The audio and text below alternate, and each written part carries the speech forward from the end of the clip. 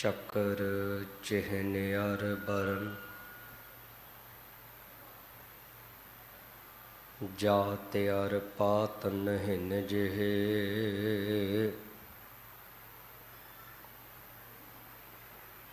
ਰੂਪ ਰੰਗ ਅਰ ਰੇਖ ਭੇਖ ਕਉ ਕਹਿ ਨਾ ਸਕਤ ਕਹੇ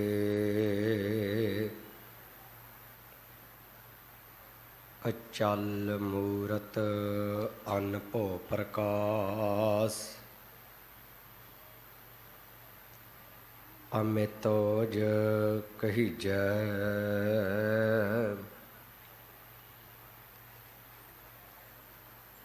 ਕੋਟ ਇੰਦਰ ਇੰਦਰਾਨ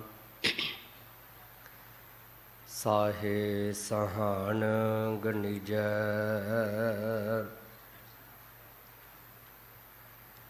ਤ੍ਰੇ ਭਵਨ ਮਹੀਪ ਸੁਰ ਨਰ ਅਸੁਰ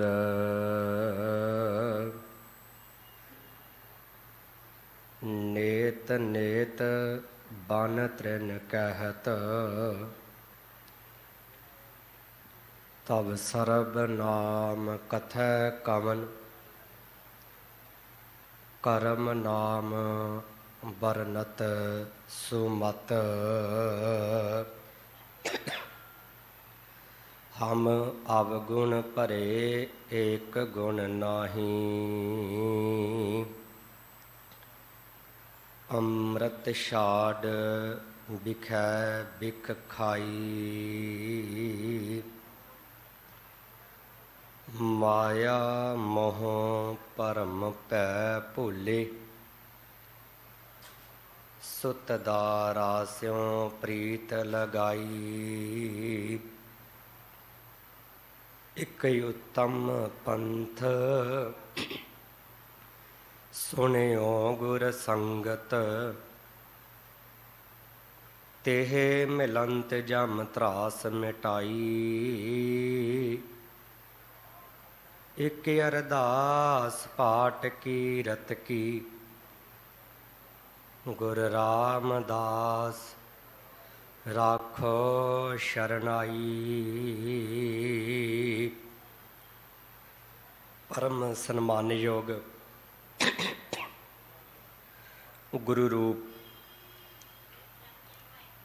ਗੁਰੂ ਪਿਆਰੀ ਗੁਰੂ ਸਵਾਰੀ ਗੁਰੂ ਜੀ ਕਾ ਖਾਸ ਰੂਪ ਸਤ ਸੰਗਤ ਜੀਓ, ਬੜੇ ਹੀ ਵਡਭਾਗੀ ਹਾਂ। ਚਵਰ ਛਤਰ ਤਖਤ ਦੇ ਮਾਲਕ, ਲੋਕ ਪਰਲੋਕ ਕੇ ਰਾਖੇ,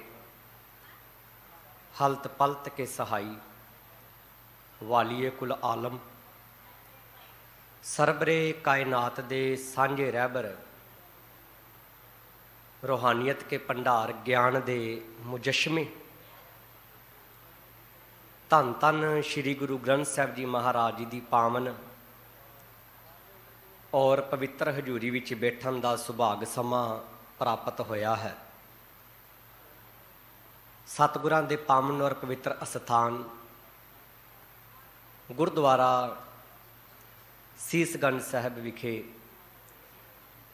ਅੰਮ੍ਰਿਤ ਵੇਲੇ ਦੇ ਦੀਵਾਨਾਂ ਵਿੱਚ ਹਾਜ਼ਰੀ ਭਰ ਕੇ ਲੋਕ ਔਰ ਪਰਲੋਕ ਨੂੰ ਸਫਲਿਆਂ ਬਣਾਉਣ ਦਾ ਯਤਨ ਕਰ ਰਹੇ ਹਾਂ। ਗੁਰਮੁਖ ਪਿਆਰਿਆਂ, ਗੁਰਮੁਖ ਸਵਾਰਿਆਂ, ਰਾਗੀ ਸਿੰਘਾਂ ਪਾਸੋਂ ਰਸ ਭਿੰਨੀ ਆਵਾਜ਼ ਦੇ ਵਿੱਚ ਆਪ ਸਰਬਤ ਸੰਗਤਾਂ ਨੇ ਆਸਾ ਕੀ ਵਾਰ ਦੇ ਗੁਰਬਾਣੀ ਕੀਰਤਨ ਸਰਵਣ ਕਰਨੇ ਕੀਤੇ ਹਨ।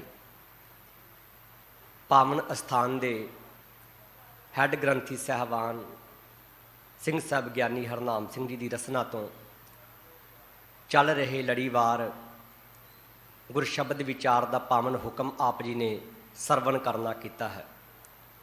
ਸੋ ਆਓ ਕੁਝ ਕੁ ਸਮਾਂ ਮਿਲ ਕੇ ਗੁਰਮਤਿ ਵਿਚਾਰਾਂ ਦੀ ਸਾਂਝ ਪਾਈਏ। ਜਿਤਨੇ ਵੀ ਸਤਸੰਗੀ ਜਨ, ਨਾਮ ਜਪਣ ਵਾਲੀਆਂ ਰੂਹਾਂ, ਨਾਮ ਅਭਿਆਸੀ ਰੂਹਾਂ, ਸ਼ਰਧਾ, ਪ੍ਰੇਮ ਔਰ ਭਾਵਨਾ ਲੈ ਕੇ ਸਤਿਗੁਰਾਂ ਦੇ ਪਾਵਨ ਔਰ ਪਵਿੱਤਰ ਅਸਥਾਨ ਵਿਖੇ ਨਤਮਸਤਕ ਹੋਏ ਆ। ਸਾਰੀ ਸੰਗਤ ਮਿਲ ਕੇ ਪਿਆਰ ਸਹਿਤ ਕਰੋ ਰਸਨਾ ਪਵਿੱਤਰ, ਮਿਲ ਕੇ ਸਾਰੇ ਹੀ ਉਚਾਰਨ ਕਰੋ ਜੀ। ਸਤਨਾਮ ਸ਼੍ਰੀ ਵਾਹਿਗੁਰੂ ਸਾਹਿਬ ਜੀ। ਸਤਨਾਮ ਸ਼੍ਰੀ ਵਾਹਿਗੁਰੂ ਸਾਹਿਬ ਜੀ। ਗੌੜੀ ਕੀ ਵਾਰ ਮਹੱਲਾ ਪੰਜਵਾਂ। ਗੌੜੀ ਰਾਗ ਦੇ ਵਿੱਚ ਉਚਾਰਨ ਕੀਤੀ ਹੋਈ ਪੰਚਮ ਪਾਤਸ਼ਾਹ ਧੰਨ ਧੰਨ ਸ਼੍ਰੀ ਗੁਰੂ ਅਰਜਨ ਦੇਵ ਜੀ ਮਹਾਰਾਜ ਜੀ ਦੀ ਇਹ ਵਾਰ ਹੈ, ਜੋ ਕਿ ਇਹ ਵਾਰ ਦੀ ਆਰੰਭਤਾ ਦੇ ਵਿੱਚ ਸਤਿਗੁਰੂ ਜੀ ਨੇ ਜ਼ਿਕਰ ਕੀਤਾ, ਰਾਏ ਕਮਾਲ ਦੀ ਮੋਜਦੀ ਕੀ ਵਾਰ ਕੀ ਧੁਨ ਉਪਰ ਗਾਮਣੀ। ਗੁਰੂ ਗ੍ਰੰਥ ਸਾਹਿਬ ਜੀ ਮਹਾਰਾਜ ਦੇ ਵਿੱਚ 9 ਧੁਨੀਆਂ ਦਾ ਜ਼ਿਕਰ ਕੀਤਾ ਗਿਆ ਹੈ। ਕੋਈ ਵੀ ਭਾਸ਼ਾ ਹੈ, ਕੋਈ ਵੀ ਵਾਰ ਹੈ, ਉਹਦੇ ਲਈ ਇੱਕ ਧੁਨੀ ਦਾ ਹੋਣਾ ਬਹੁਤ ਜ਼ਿਆਦਾ ਜ਼ਰੂਰੀ ਹੈ। ਤੇ ਇਹਦੇ ਵਿੱਚ ਜਿਹੜੀ ਰਾਏ ਕਮਾਲ ਦੀ ਤੇ ਮੋਜਦੀ ਕੀ ਵਾਰ ਆਈ ਹੈ, ਉਹਦੇ ਲਈ ਸਾਨੂੰ ਥੋੜ੍ਹਾ ਜਿਹਾ ਇਤਿਹਾਸਿਕ ਪੱਖ ਪਤਾ ਹੋਣਾ ਜ਼ਰੂਰੀ ਹੈ। ਬਾਰ ਦਾ ਚੌਧਰੀ ਸੀ ਕਮਾਲੂਦੀਨ ਤੇ ਉਹਦਾ ਭਰਾ ਸੀ ਸਾਰੰਗ। ਪਰ ਸਮੇਂ ਤੋਂ ਚੱਲਦਾ ਆਇਆ, ਪਰ ਸਾਰੇ ਤੇ ਨਹੀਂ ਆਪਾਂ ਕਹਿ ਸਕਦੇ, ਥੋੜ੍ਹੀ ਗਿਣਤੀ, ਕਿ ਅੱਜ ਕੱਲ੍ਹ ਮਨੁੱਖ ਨੇ ਧਨ ਨੂੰ ਮੁੱਖ ਬਣਾਇਆ ਹੈ, ਰਾਜ ਨੂੰ ਮੁੱਖ ਬਣਾਇਆ ਹੈ। ਤੇ ਇੱਕ ਮਨੁੱਖ ਰਾਜ ਭਾਗ ਲੈਣ ਦੇ ਵਾਸਤੇ, ਧਨ ਪ੍ਰਾਪਤ ਕਰਨ ਵਾਸਤੇ ਉਹ ਇੱਥੇ ਤੱਕ ਡਿੱਗ ਜਾਂਦਾ ਹੈ ਕਿ ਆਪਣੇ ਸਕੇ ਭਰਾ ਨੂੰ ਵੀ ਜ਼ਹਿਰ ਦੇਣ ਵਾਸਤੇ ਤਿਆਰ ਹੋ ਜਾਂਦਾ ਹੈ। ਹੁਣ ਕਮਾਲੂਦੀਨ ਨੇ ਠੀਕ ਐਸੇ ਤਰ੍ਹਾਂ ਹੀ ਕੀਤਾ, ਆਪਣੇ ਭਰਾ ਸਾਰੰਗ ਨੂੰ ਜ਼ਹਿਰ ਦੇ ਕੇ ਤੇ ਮਾਰਤਾ। ਸਾਰੰਗ ਵਿਆਹਿਆ ਹੋਇਆ ਸੀ, ਉਹਦਾ ਇੱਕ ਛੋਟਾ ਜਿਹਾ ਪੁੱਤਰ ਸੀ ਜਿਹਨੂੰ ਮਵਾਜੂਦੀਨ ਕਹਿੰਦੇ ਨੇ। ਜਿਹੜੀ ਸਾਰੰਗ ਦੀ ਪਤਨੀ ਸੀ, ਉਹ ਆਪਣੇ ਪੁੱਤਰ ਮਵਾਜੂਦੀਨ ਨੂੰ ਮੋਜ ਦੀ ਤਲਵੰਡੀ ਲੈ ਗਈ। ਜਦੋਂ ਉਹ ਬੱਚਾ ਵੱਡਾ ਹੋਇਆ ਤੇ ਉਹਨੇ ਆਪਣੇ ਪਿਤਾ ਦੀ ਮੌਤ ਦਾ ਬਦਲਾ ਲੈਣਾ ਚਾਹਿਆ। ਉਹ ਤਲਵੰਡੀਓਂ ਆਪਦੇ ਨਾਲ ਸਿਪਾਹੀਆਂ ਨੂੰ ਲੈ ਕੇ, ਸੈਨਾ ਇਕੱਤਰ ਕਰਕੇ ਕਮਾਲੂਦੀਨ ਦੇ ਨਾਲ ਜੰਗ ਲੜਦਾ ਹੈ। ਤੇ ਫਿਰ ਬਦਲੇ ਵਿੱਚ ਕਮਾਲੂਦੀਨ ਮਾਰਿਆ ਜਾਂਦਾ ਤੇ ਇਹ ਸਾਰਾ ਕੁਝ ਫਿਰ ਪ੍ਰਾਪਤ ਕਰ ਲੈਂਦਾ। ਤੇ ਉਹ ਜਦੋਂ ਜੰਗ ਹੋਈ ਤੇ ਉਸ ਜੰਗ ਦਾ ਜਿਹੜਾ ਦ੍ਰਿਸ਼ ਹੈ, ਢਾਡੀ ਸਿੰਘਾਂ ਨੇ ਉਸੇ ਧੁਨੀ ਦੇ ਉੱਪਰ ਉਹਨਾਂ ਦੀ ਬਹਾਦਰਤਾ ਦੇ ਕਿੱਸੇ ਗਾਉਣੇ ਕੀਤੇ। ਤੇ ਸਾਡੇ ਗੁਰੂ ਸਾਹਿਬਾਨਾਂ ਨੇ ਸਾਨੂੰ ਵਾਰਾਂ ਦਿੱਤੀਆਂ ਹੀ ਇਸੇ ਕਰਕੇ। ਜਿਹੜੇ ਸਾਡੀਆਂ ਗੁਰੂ ਗ੍ਰੰਥ ਸਾਹਿਬ ਜੀ ਮਹਾਰਾਜ ਦੇ ਵਿੱਚ 22 ਵਾਰਾਂ ਨੇ, ਇਹ 22 ਵਾਰਾਂ ਭਗਤੀ ਦੀਆਂ ਪ੍ਰਤੀਕ ਨੇ, ਜਿਨ੍ਹਾਂ ਵਿੱਚ ਭਗਤੀ ਦਾ ਜ਼ਿਕਰ ਕੀਤਾ। ਫਿਰ ਉਸ ਤੋਂ ਇਲਾਵਾ 6ਵੇਂ ਪਾਤਸ਼ਾਹ ਜੀ ਮਹਾਰਾਜ ਨੇ ਵਾਰਾਂ ਦੀ ਪਰੰਪਰਾ ਆਰੰਭ ਕੀਤੀ। ਜਦੋਂ ਜੰਗ ਦੇ ਮੈਦਾਨ ਵਿੱਚ ਸੂਰਮੇ ਜੂਝਦੇ ਸਨ ਤੇ ਵਾਰਾਂ ਦੇ ਰਾਹੀਂ ਉਹਨਾਂ ਵਿੱਚ ਸਪਿਰਿਟ ਭਰਿਆ ਜਾਂਦਾ ਸੀਗਾ, ਤਾਂ ਜੋ ਇਹ ਕਿਤੇ ਜੰਗ ਦਾ ਮੈਦਾਨ ਛੱਡ ਕੇ ਤੇ ਵਾਪਸ ਨਾ ਆ ਜਾਣ। ਉਸੇ ਦੇ ਤਹਿਤ ਹੀ ਦਸ਼ਮੇਸ਼ ਪਿਤਾ ਧੰਨ ਗੁਰੂ ਗੋਬਿੰਦ ਸਿੰਘ ਜੀ ਮਹਾਰਾਜ ਸਾਨੂੰ ਚੰਡੀ ਕੀ ਵਾਰ ਦੇ ਕੇ ਗਏ, ਜਿਹਨੂੰ ਪੜ੍ਹ ਕੇ ਸਾਡੇ ਅੰਦਰ ਵੀਰ ਰਸ ਪੈਦਾ ਹੁੰਦਾ ਹੈ। ਸੋ ਇਸੇ ਤਰ੍ਹਾਂ ਹੀ ਜਿਹੜੀ ਇਹ ਅੱਜ ਦੀ ਵਾਰ ਹੈ, ਜਿੱਥੋਂ ਇਹ ਆਰੰਭਤਾ ਹੁੰਦੀ ਹੈ, ਇਹਦੀ ਜਿਹੜੀ ਧੁਨੀ ਹੈ ਰਾਏ ਕਮਾਲ ਦੀ ਮੋਜਦੀ ਕੀ ਵਾਰ ਕੀ ਧੁਨ ਉਪਰ ਗਾਮਣੀ। ਸਾਹਿਬ ਜੀ ਕਹਿੰਦੇ ਜਦੋਂ ਇਸ ਵਾਰ ਨੂੰ ਗਾਇਨ ਕਰਨਾ ਹੈ ਤੇ ਉਸ ਪੁਰਾਤਨ ਧੁਨੀ ਨੂੰ ਹੀ ਮੁੱਖ ਰੱਖ ਕੇ ਤੇ ਗਾਇਨ ਕਰਨਾ ਹੈ। ਇਸ ਵਿੱਚ 2 ਸ਼ਲੋਕ ਨੇ, ਇੱਕ ਪੌੜੀ ਹੈ। ਤੇ ਇਹ ਜਿਹੜਾ ਪਾਵਨ ਪੌੜੀ ਹੈ ਅੱਜ ਦੀ, ਗੁਰੂ ਗ੍ਰੰਥ ਸਾਹਿਬ ਜੀ ਮਹਾਰਾਜ ਜੀ ਦੇ ਮੁਬਾਰਕ ਅੰਗ 318 ਦੇ ਉੱਪਰ ਸੁਭਾਏਮਾਨ ਹੈ। ਇਸ ਵਾਰ ਦੀ ਆਰੰਭਤਾ ਦੇ ਵਿੱਚ ਸਾਹਿਬ ਜੀ ਨੇ ਸੰਖੇਪ ਰੂਪ ਦੇ ਵਿੱਚ ਮੂਲ ਮੰਤਰ ਦਾ ਉਚਾਰਨ ਕੀਤਾ ਹੈ। ਇੱਕ ਓੰਕਾਰ ਸਤਿਗੁਰ ਪ੍ਰਸਾਦ। ਪਹਿਲੇ ਤੇ ਇੱਕ ਦੀ ਗੱਲ ਆ ਗਈ। ਜਦੋਂ ਵੀ ਸੰਸਾਰ ਭਰ ਦੇ ਵਿੱਚ ਇੱਕ ਦੀ ਗੱਲ ਆਏਗੀ ਤੇ ਸਾਡਾ ਧਿਆਨ ਇੱਕ ਅਕਾਲ ਪੁਰਖ ਦੇ ਵੱਲੇ ਜਾਏਗਾ। ਕਿਉਂਕਿ ਕੋਈ ਵੀ ਚੀਜ਼ ਹੈ, ਕਿਸੇ ਵੀ ਚੀਜ਼ ਦੀ ਪੈਦਾਇਸ਼ ਹੈ, ਉਹ ਇੱਕ ਤੋਂ ਹੀ ਹੋਈ ਹੈ। ਇੱਕ ਨਾ ਬਚਨ ਆਉਂਦਾ ਚੌਪਈ ਸਾਹਿਬ ਦੇ ਅੰਦਰ, ਜਦੋਂ ਆਪਾਂ ਪੜ੍ਹਦੇ ਹਾਂ ਨਾ, ਕਾਲ ਪਾਏ ਬ੍ਰਹਮਾ ਬਪਤਰਾ, ਕਾਲ ਪਾਏ ਸ਼ਿਵਜੂ ਅਵਤਰਾ, ਕਾਲ ਪਾਏ ਕਰ ਬਿਸਨ ਪ੍ਰਕਾਸ਼ਾ, ਸਕਲ ਕਾਲ ਕਾ ਕੀ ਤਮਾਸ਼ਾ। ਕਿ ਜਿੰਨਾ ਕੁਝ ਵੀ ਸੰਸਾਰ ਭਰ ਦੇ ਵਿੱਚ ਹੈ, ਸਾਰਾ ਕਾਲ ਦੇ ਨਾਲ ਸੰਬੰਧਿਤ ਹੈ। ਕਿ ਇਹ ਸੰਸਾਰ ਵਿੱਚ ਕੋਈ ਵੀ ਚੀਜ਼ ਆਈ ਹੈ, ਕਹਿਣ ਤੋਂ ਮੁਰਾਦ ਨਾਸ਼ਵਾਨ ਹੋਣ ਲਈ ਆਈ ਹੈ। ਇੱਥੇ ਜੋ ਵੀ ਬਣਿਆ ਕੋਈ ਸਥਿਰ ਨਹੀਂ ਹੈ। ਹਰ ਇੱਕ ਚੀਜ਼ ਨੇ ਇੱਕ ਸਮਾਂ ਪਾ ਕੇ ਖਤਮ ਹੋ ਜਾਣਾ ਹੈ, ਉਹਦਾ ਵਜੂਦ ਮੁੱਕ ਜਾਣਾ ਹੈ। ਪਰ ਜਦੋਂ ਅਸੀਂ ਮੂਲ ਮੰਤਰ ਪੜ੍ਹਦੇ ਹਾਂ ਤੇ ਬਚਨ ਆਉਂਦਾ ਅਕਾਲ ਮੂਰਤ, ਉਹ ਪਰਮਾਤਮਾ ਜਿਹੜਾ ਸਮੇਂ ਦੇ ਪ੍ਰਭਾਵ ਤੋਂ ਪਰੇ ਹੈ ਤੇ ਜਿੰਦੀ ਹਸਤੀ ਹੈ ਉਹ ਸਦਾ ਅਟਲ ਰਹਿਣ ਵਾਲੀ ਹੈ, ਕਿ ਉਹ ਪਰਮਾਤਮਾ ਦਾ ਕਦੇ ਨਾਸ਼ ਨਹੀਂ ਹੁੰਦਾ।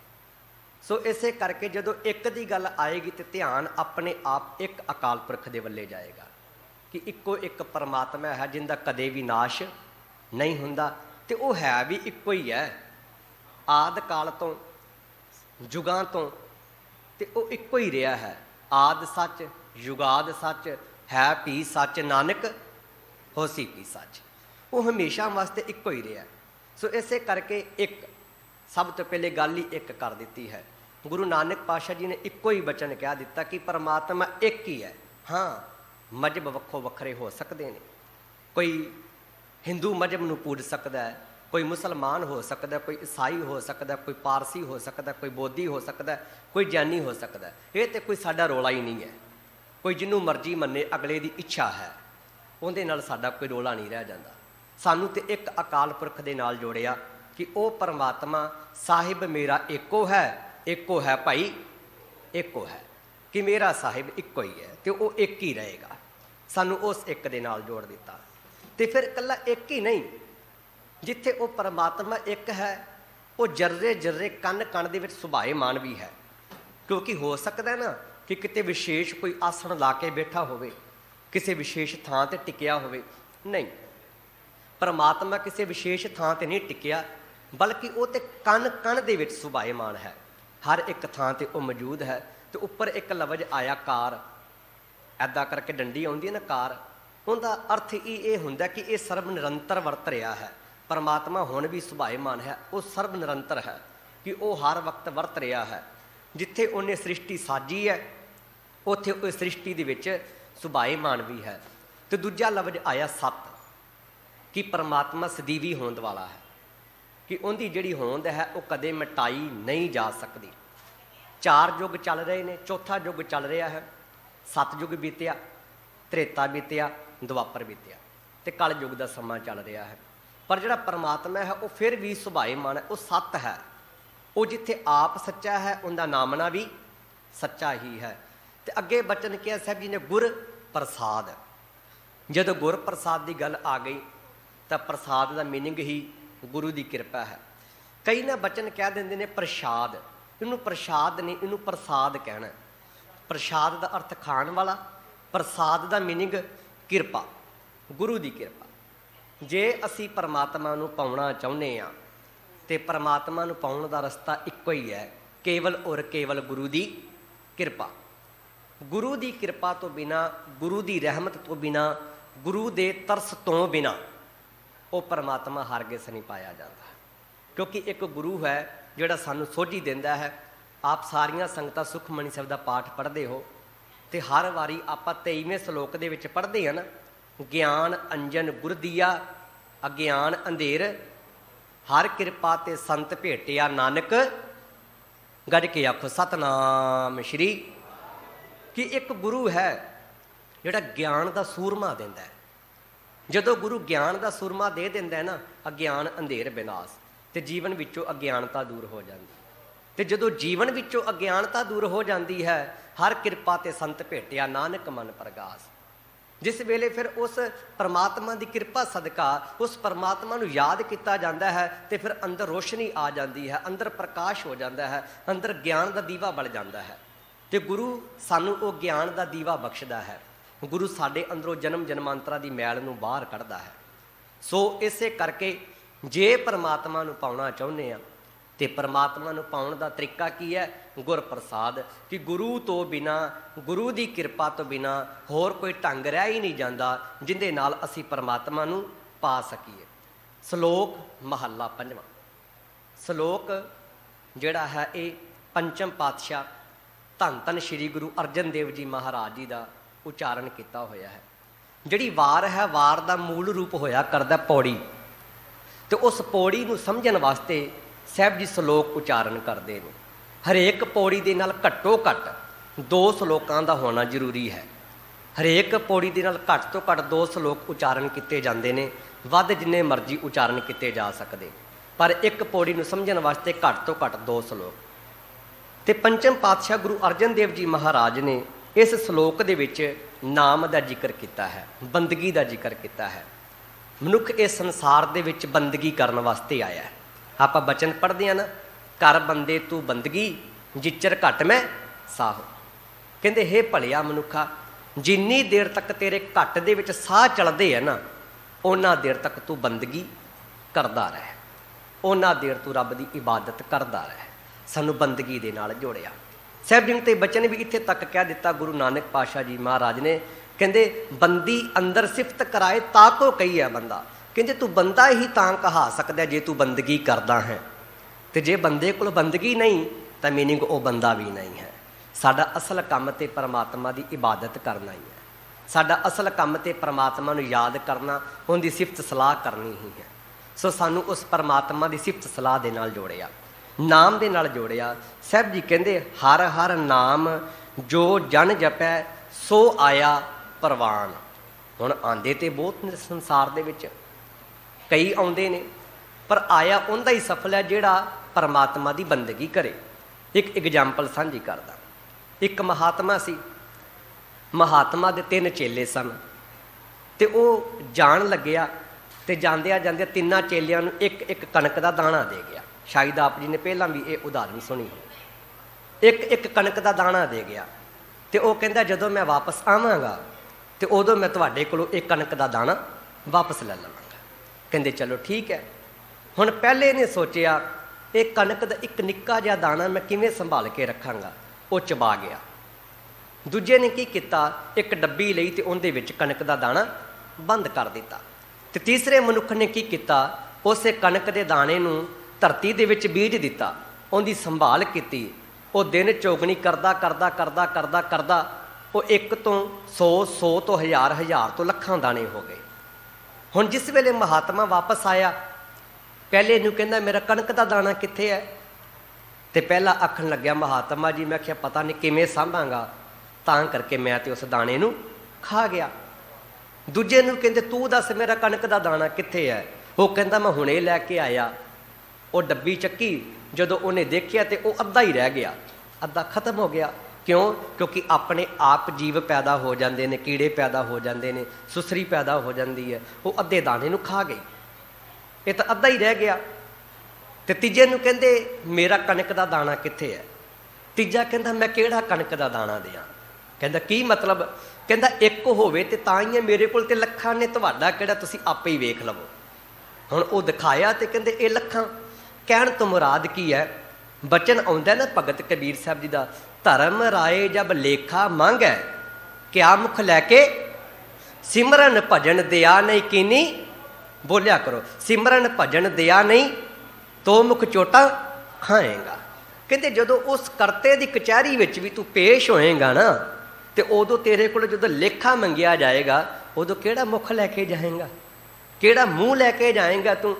ਬਸ ਪਰਮਾਤਮਾ ਨੇ ਸਾਨੂੰ ਇਹ ਜੀਵਨ ਵਿੱਚ ਨਾ ਗਿਣਤੀ ਦੇ ਸਾਹ ਦਿੱਤੇ ਨੇ। ਮੈਂ ਅਕਸਰ ਇਹ ਬੇਨਤੀ ਕਰਦਾ ਹੁੰਦਾ, ਹਰ ਇੱਕ ਚੀਜ਼ ਦੀ ਨਾ ਇੱਕ ਐਕਸਪਾਇਰ ਡੇਟ ਹੈ। ਕੋਈ ਵੀ ਚੀਜ਼ ਬਣਦੀ ਉਹਦੇ ਪਿੱਛੇ ਲਿਖ ਦਿੱਤਾ ਜਾਂਦਾ ਹੈ, ਬ੍ਰੈਡ ਨੇ ਤਾਂ ਇਹ 1-2 ਦਿਨ ਵਾਸਤੇ ਨੇ, ਦੁੱਧ ਹੈ ਤੇ ਇਹ 1-2 ਦਿਨਾਂ ਵਾਸਤੇ ਹੈ। ਕੋਈ ਘਰ ਬਣਾਇਆ ਤੇ ਉਹਦੀ 100 ਸਾਲ 200 ਸਾਲ ਅਸੀਂ ਮਿਆਦ ਗਿਣ ਲੈਂਦੇ ਹਾਂ, ਪਰ ਬੰਦੇ ਦੀ ਤਾਂ ਕੋਈ ਐਕਸਪਾਇਰ ਡੇਟ ਵੀ ਨਹੀਂ ਹੈ। ਇਹਦੇ ਜੰਮਣ ਦੀ ਤਰੀਕ ਜ਼ਰੂਰ ਦਰਜ ਹੈ, ਪਰ ਮਰਨ ਦੀ ਤਰੀਕ ਉਹ ਨਹੀਂ ਹੈ। ਕਿਉਂਕਿ ਸਾਹਿਬ ਜੀ ਨੇ ਕਿਹਾ ਨਾ, ਕਹਿੰਦੇ ਹਮ ਆਦਮੀ ਹਾਂ ਇੱਕ ਦਮੀ, ਅਸੀਂ ਇੱਕ ਦਮ ਦੇ ਤੇ ਆਦਮੀ ਹਾਂ। ਸਾਡਾ ਕੀ ਇੱਥੇ ਵਜੂਦ ਹੈ?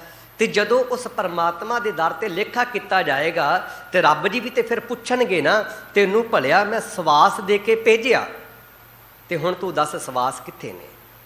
ਕਿੱਥੇ ਨੇ ਸਵਾਸ? ਕਈਆਂ ਨੇ ਖਾਣ ਵਿੱਚ ਹੰਢਾ ਲਿਆ, ਕਈਆਂ ਨੇ ਸੌਣ ਵਿੱਚ ਜੀਵਨ ਹੰਢਾ ਲਿਆ, ਕਈਆਂ ਨੇ ਬਸ ਐਦਾਂ ਹੀ ਹੱਸਦਿਆਂ ਖੇਡਦਿਆਂ ਜੀਵਨ ਬਤੀਤ ਕਰ ਲਿਆ। ਤਾਂ ਹੀ ਤੇ ਸਾਹਿਬ ਜੀ ਨੇ ਬਚਨ ਵੀ ਇਹ ਕਰ ਦਿੱਤਾ ਨਾ, ਸਾਹਿਬ ਜੀ ਕਹਿੰਦੇ ਖਾਣਾ ਪੀਣਾ ਹੱਸਣਾ ਸੋਹਣਾ ਵਿਸਰ ਗਿਆ ਹੈ ਮਰਨਾ। ਤਾਂ ਹੀ ਤੇ ਮਨੁੱਖ ਨੂੰ ਮਰਨਾ ਭੁੱਲ ਗਿਆ ਨਾ, ਕਿਉਂਕਿ ਉਹਨੂੰ ਖਾਣਾ ਯਾਦ ਹੈ, ਉਹਨੂੰ ਪੀਣਾ ਯਾਦ ਹੈ, ਉਹਨੂੰ ਸੋਹਣਾ ਯਾਦ ਹੈ, ਹੱਸਣਾ ਯਾਦ ਹੈ। ਪਰ ਰੱਬ ਦੀ ਇਬਾਦਤ ਉਹ ਤੇ ਤਾਂ ਹੀ ਯਾਦ ਆਏਗੀ ਜੇ ਮਰਨਾ ਚੇਤੇ ਆਏਗਾ, ਮਰਨਾ ਹੀ ਚੇਤੇ ਨਹੀਂ। ਇੱਕ ਫਰਮਾਨ ਹੋਰ ਕਹਿੰਦਾ ਜਾਵਾਂ। ਸਾਹਿਬ ਜੀ ਕਹਿੰਦੇ ਰੈਣ ਗਵਾਈ ਸੋਏ ਕਿਆ ਦਿਵਸ ਗਵਾਇਆ ਖਾਏ, ਹੀਰੇ ਜੈਸਾ ਜਨਮ ਹੈ ਕੋਡੀ ਬਦਲੇ ਜਾਏ। ਅੱਜ ਵੀ ਤੁਸੀਂ ਮਾਰਕੀਟ ਵਿੱਚੋਂ ਕੋਡੀ ਲੈਣ ਚਲੇ ਜਾਵੋ ਨਾ, 10 ਰੁਪਏ ਦੀਆਂ ਉਹ 8-9 ਦੇ ਦਿੰਦੇ ਨੇ। ਜੇ ਅੱਜ ਵੀ ਕੋਡੀਆਂ ਲੈਣੀਆਂ ਹੋਣ, ਨਿੱਕੀਆਂ ਨਿੱਕੀਆਂ ਕੋਡੀਆਂ ਤੁਸੀਂ ਵੇਖੀਆਂ ਹੋਣਗੀਆਂ, ਸੰਖ ਦੇ ਵਰਗੀਆਂ ਬਣੀਆਂ ਹੁੰਦੀਆਂ, ਜਿਵੇਂ ਸੰਖ ਹੁੰਦਾ। ਸਾਹਿਬ ਜੀ ਕਹਿੰਦੇ ਅੱਜ ਵੀ ਤੇਰਾ ਜੀਵਨ ਕਹਿੰਦੇ ਇੰਨਾ ਅਮੋਲਕ ਹੀਰੇ ਵਰਗਾ, ਪਰ ਤੂੰ ਕਹਿੰਦੇ ਨਿੱਕੇ ਨਿੱਕੇ ਪੱਥਰਾਂ ਦੇ ਬਦਲੇ, ਕੋਡੀਆਂ ਦੇ ਬਦਲੇ ਕਹਿੰਦੇ ਜੀਵਨ ਗਵਾ ਕੇ ਬਹਿ ਗਿਆ। ਕਿਵੇਂ ਗੁੰਮ ਗਿਆ ਇਹ ਜੀਵਨ, ਕਿਵੇਂ ਖਤਮ ਹੋ ਗਿਆ? ਕਿਉਂਕਿ ਰੈਣ ਗਵਾਈ ਸੋਏ ਕੈ, ਦਿਵਸ ਗਵਾਇਆ ਖਾਏ। ਰਾਤ ਸੋ ਕੇ ਕਹਿੰਦੇ ਗਵਾ ਲਈ ਹੈ, ਦਿਨ ਕਹਿੰਦੇ ਖਾਂਦਿਆਂ ਗਵਾ ਲਿਆ ਹੈ, ਤੇ ਜੀਵਨ ਵਿਅਰਥ ਹੋ ਗਿਆ ਨਾ। ਤੇ ਸਾਹਿਬ ਜੀ ਨੇ ਇੱਥੇ ਸਾਨੂੰ ਇਬਾਦਤ ਕਰਨ ਵਾਸਤੇ ਭੇਜਿਆ। ਸਾਡਾ ਮੂਲ ਕੰਮ ਕੀ ਹੈ? ਇਬਾਦਤ ਕਰਨਾ, ਰੱਬ ਦੀ ਬੰਦਗੀ ਕਰਨੀ। ਸਾਹਿਬ ਜੀ ਕਹਿੰਦੇ ਹਰ ਹਰ ਨਾਮ ਜੋ ਜਨ ਜਪੈ। ਜਿਹੜਾ ਮਨੁੱਖ ਪਰਮਾਤਮਾ ਦਾ ਨਾਮ ਜਪਦਾ ਹੈ, ਪਰਮਾਤਮਾ ਦੀ ਸਿਫਤ ਸਲਾਹ ਕਰਦਾ ਹੈ, ਸੋ ਆਇਆ ਪ੍ਰਵਾਨ। ਕਹਿੰਦੇ ਉਹਦਾ ਹੀ ਇਸ ਸੰਸਾਰ ਵਿੱਚ ਆਉਣਾ ਪ੍ਰਵਾਨ ਗਿਣਿਆ ਜਾਂਦਾ ਹੈ। ਉਹਨੂੰ ਹੀ ਅਸੀਂ ਕਹਿ ਸਕਦੇ ਹਾਂ ਇਹ ਸਫਲ ਹੈ। ਬੜੇ ਥੋੜ੍ਹੇ ਨੇ ਹੈਨ ਵਿਰਲੇ ਨਾਹੇ ਘਣੇ ਫੈਲ ਪਕੜ ਸੰਸਾਰ। ਬੜੇ ਥੋੜ੍ਹੇ ਨੇ ਜਿਨ੍ਹਾਂ ਨੂੰ ਅਸੀਂ ਸੰਤ ਮਹਾਂਪੁਰਸ਼ ਮਹਾਤਮਾ ਕਹਿ ਕੇ ਪੁਕਾਰਦੇ ਹਾਂ। ਮਤ ਜਾਣਨਾ ਕਿ ਸੰਤ ਕੋਈ ਪਹਿਰਾਵਾ ਹੈ, ਮਤ ਜਾਣਨਾ ਸੰਤ ਕੋਈ ਡੇਰਾ ਹੈ। ਸੰਤ ਕੀ ਹੈ? ਉਹਨਾਂ ਦੀ ਬੰਦਗੀ ਹੈ, ਸੰਤ ਉਹਨਾਂ ਦਾ ਜੀਵਨ ਹੈ। ਉਹਨਾਂ ਦੇ ਜੀਵਨ ਕਰਕੇ ਜਿਹੜੇ ਰੱਬੀ ਇਬਾਦਤ ਕਰਦੇ ਹਨ, ਰੱਬ ਦੀ ਪ੍ਰੇਮਾ ਭਗਤੀ ਦੇ ਨਾਲ ਜੁੜਦੇ ਹਨ, ਉਹ ਹੀ ਅਸਲ ਵਿੱਚ ਸੰਸਾਰ ਵਿੱਚ ਆਏ ਪ੍ਰਵਾਨ ਹਨ। ਉਹਨਾਂ ਦਾ ਹੀ ਸੰਸਾਰ ਵਿੱਚ ਆਇਆ ਸਫਲਿਆ ਗਿਣਿਆ ਜਾਂਦਾ ਹੈ। ਤਿਸ ਜਨ ਕਹਿ ਬਲਿਹਾਰਨ ਜਿਨ ਭੱਜਿਆ ਪ੍ਰਭ ਨਿਰਵਾਨ।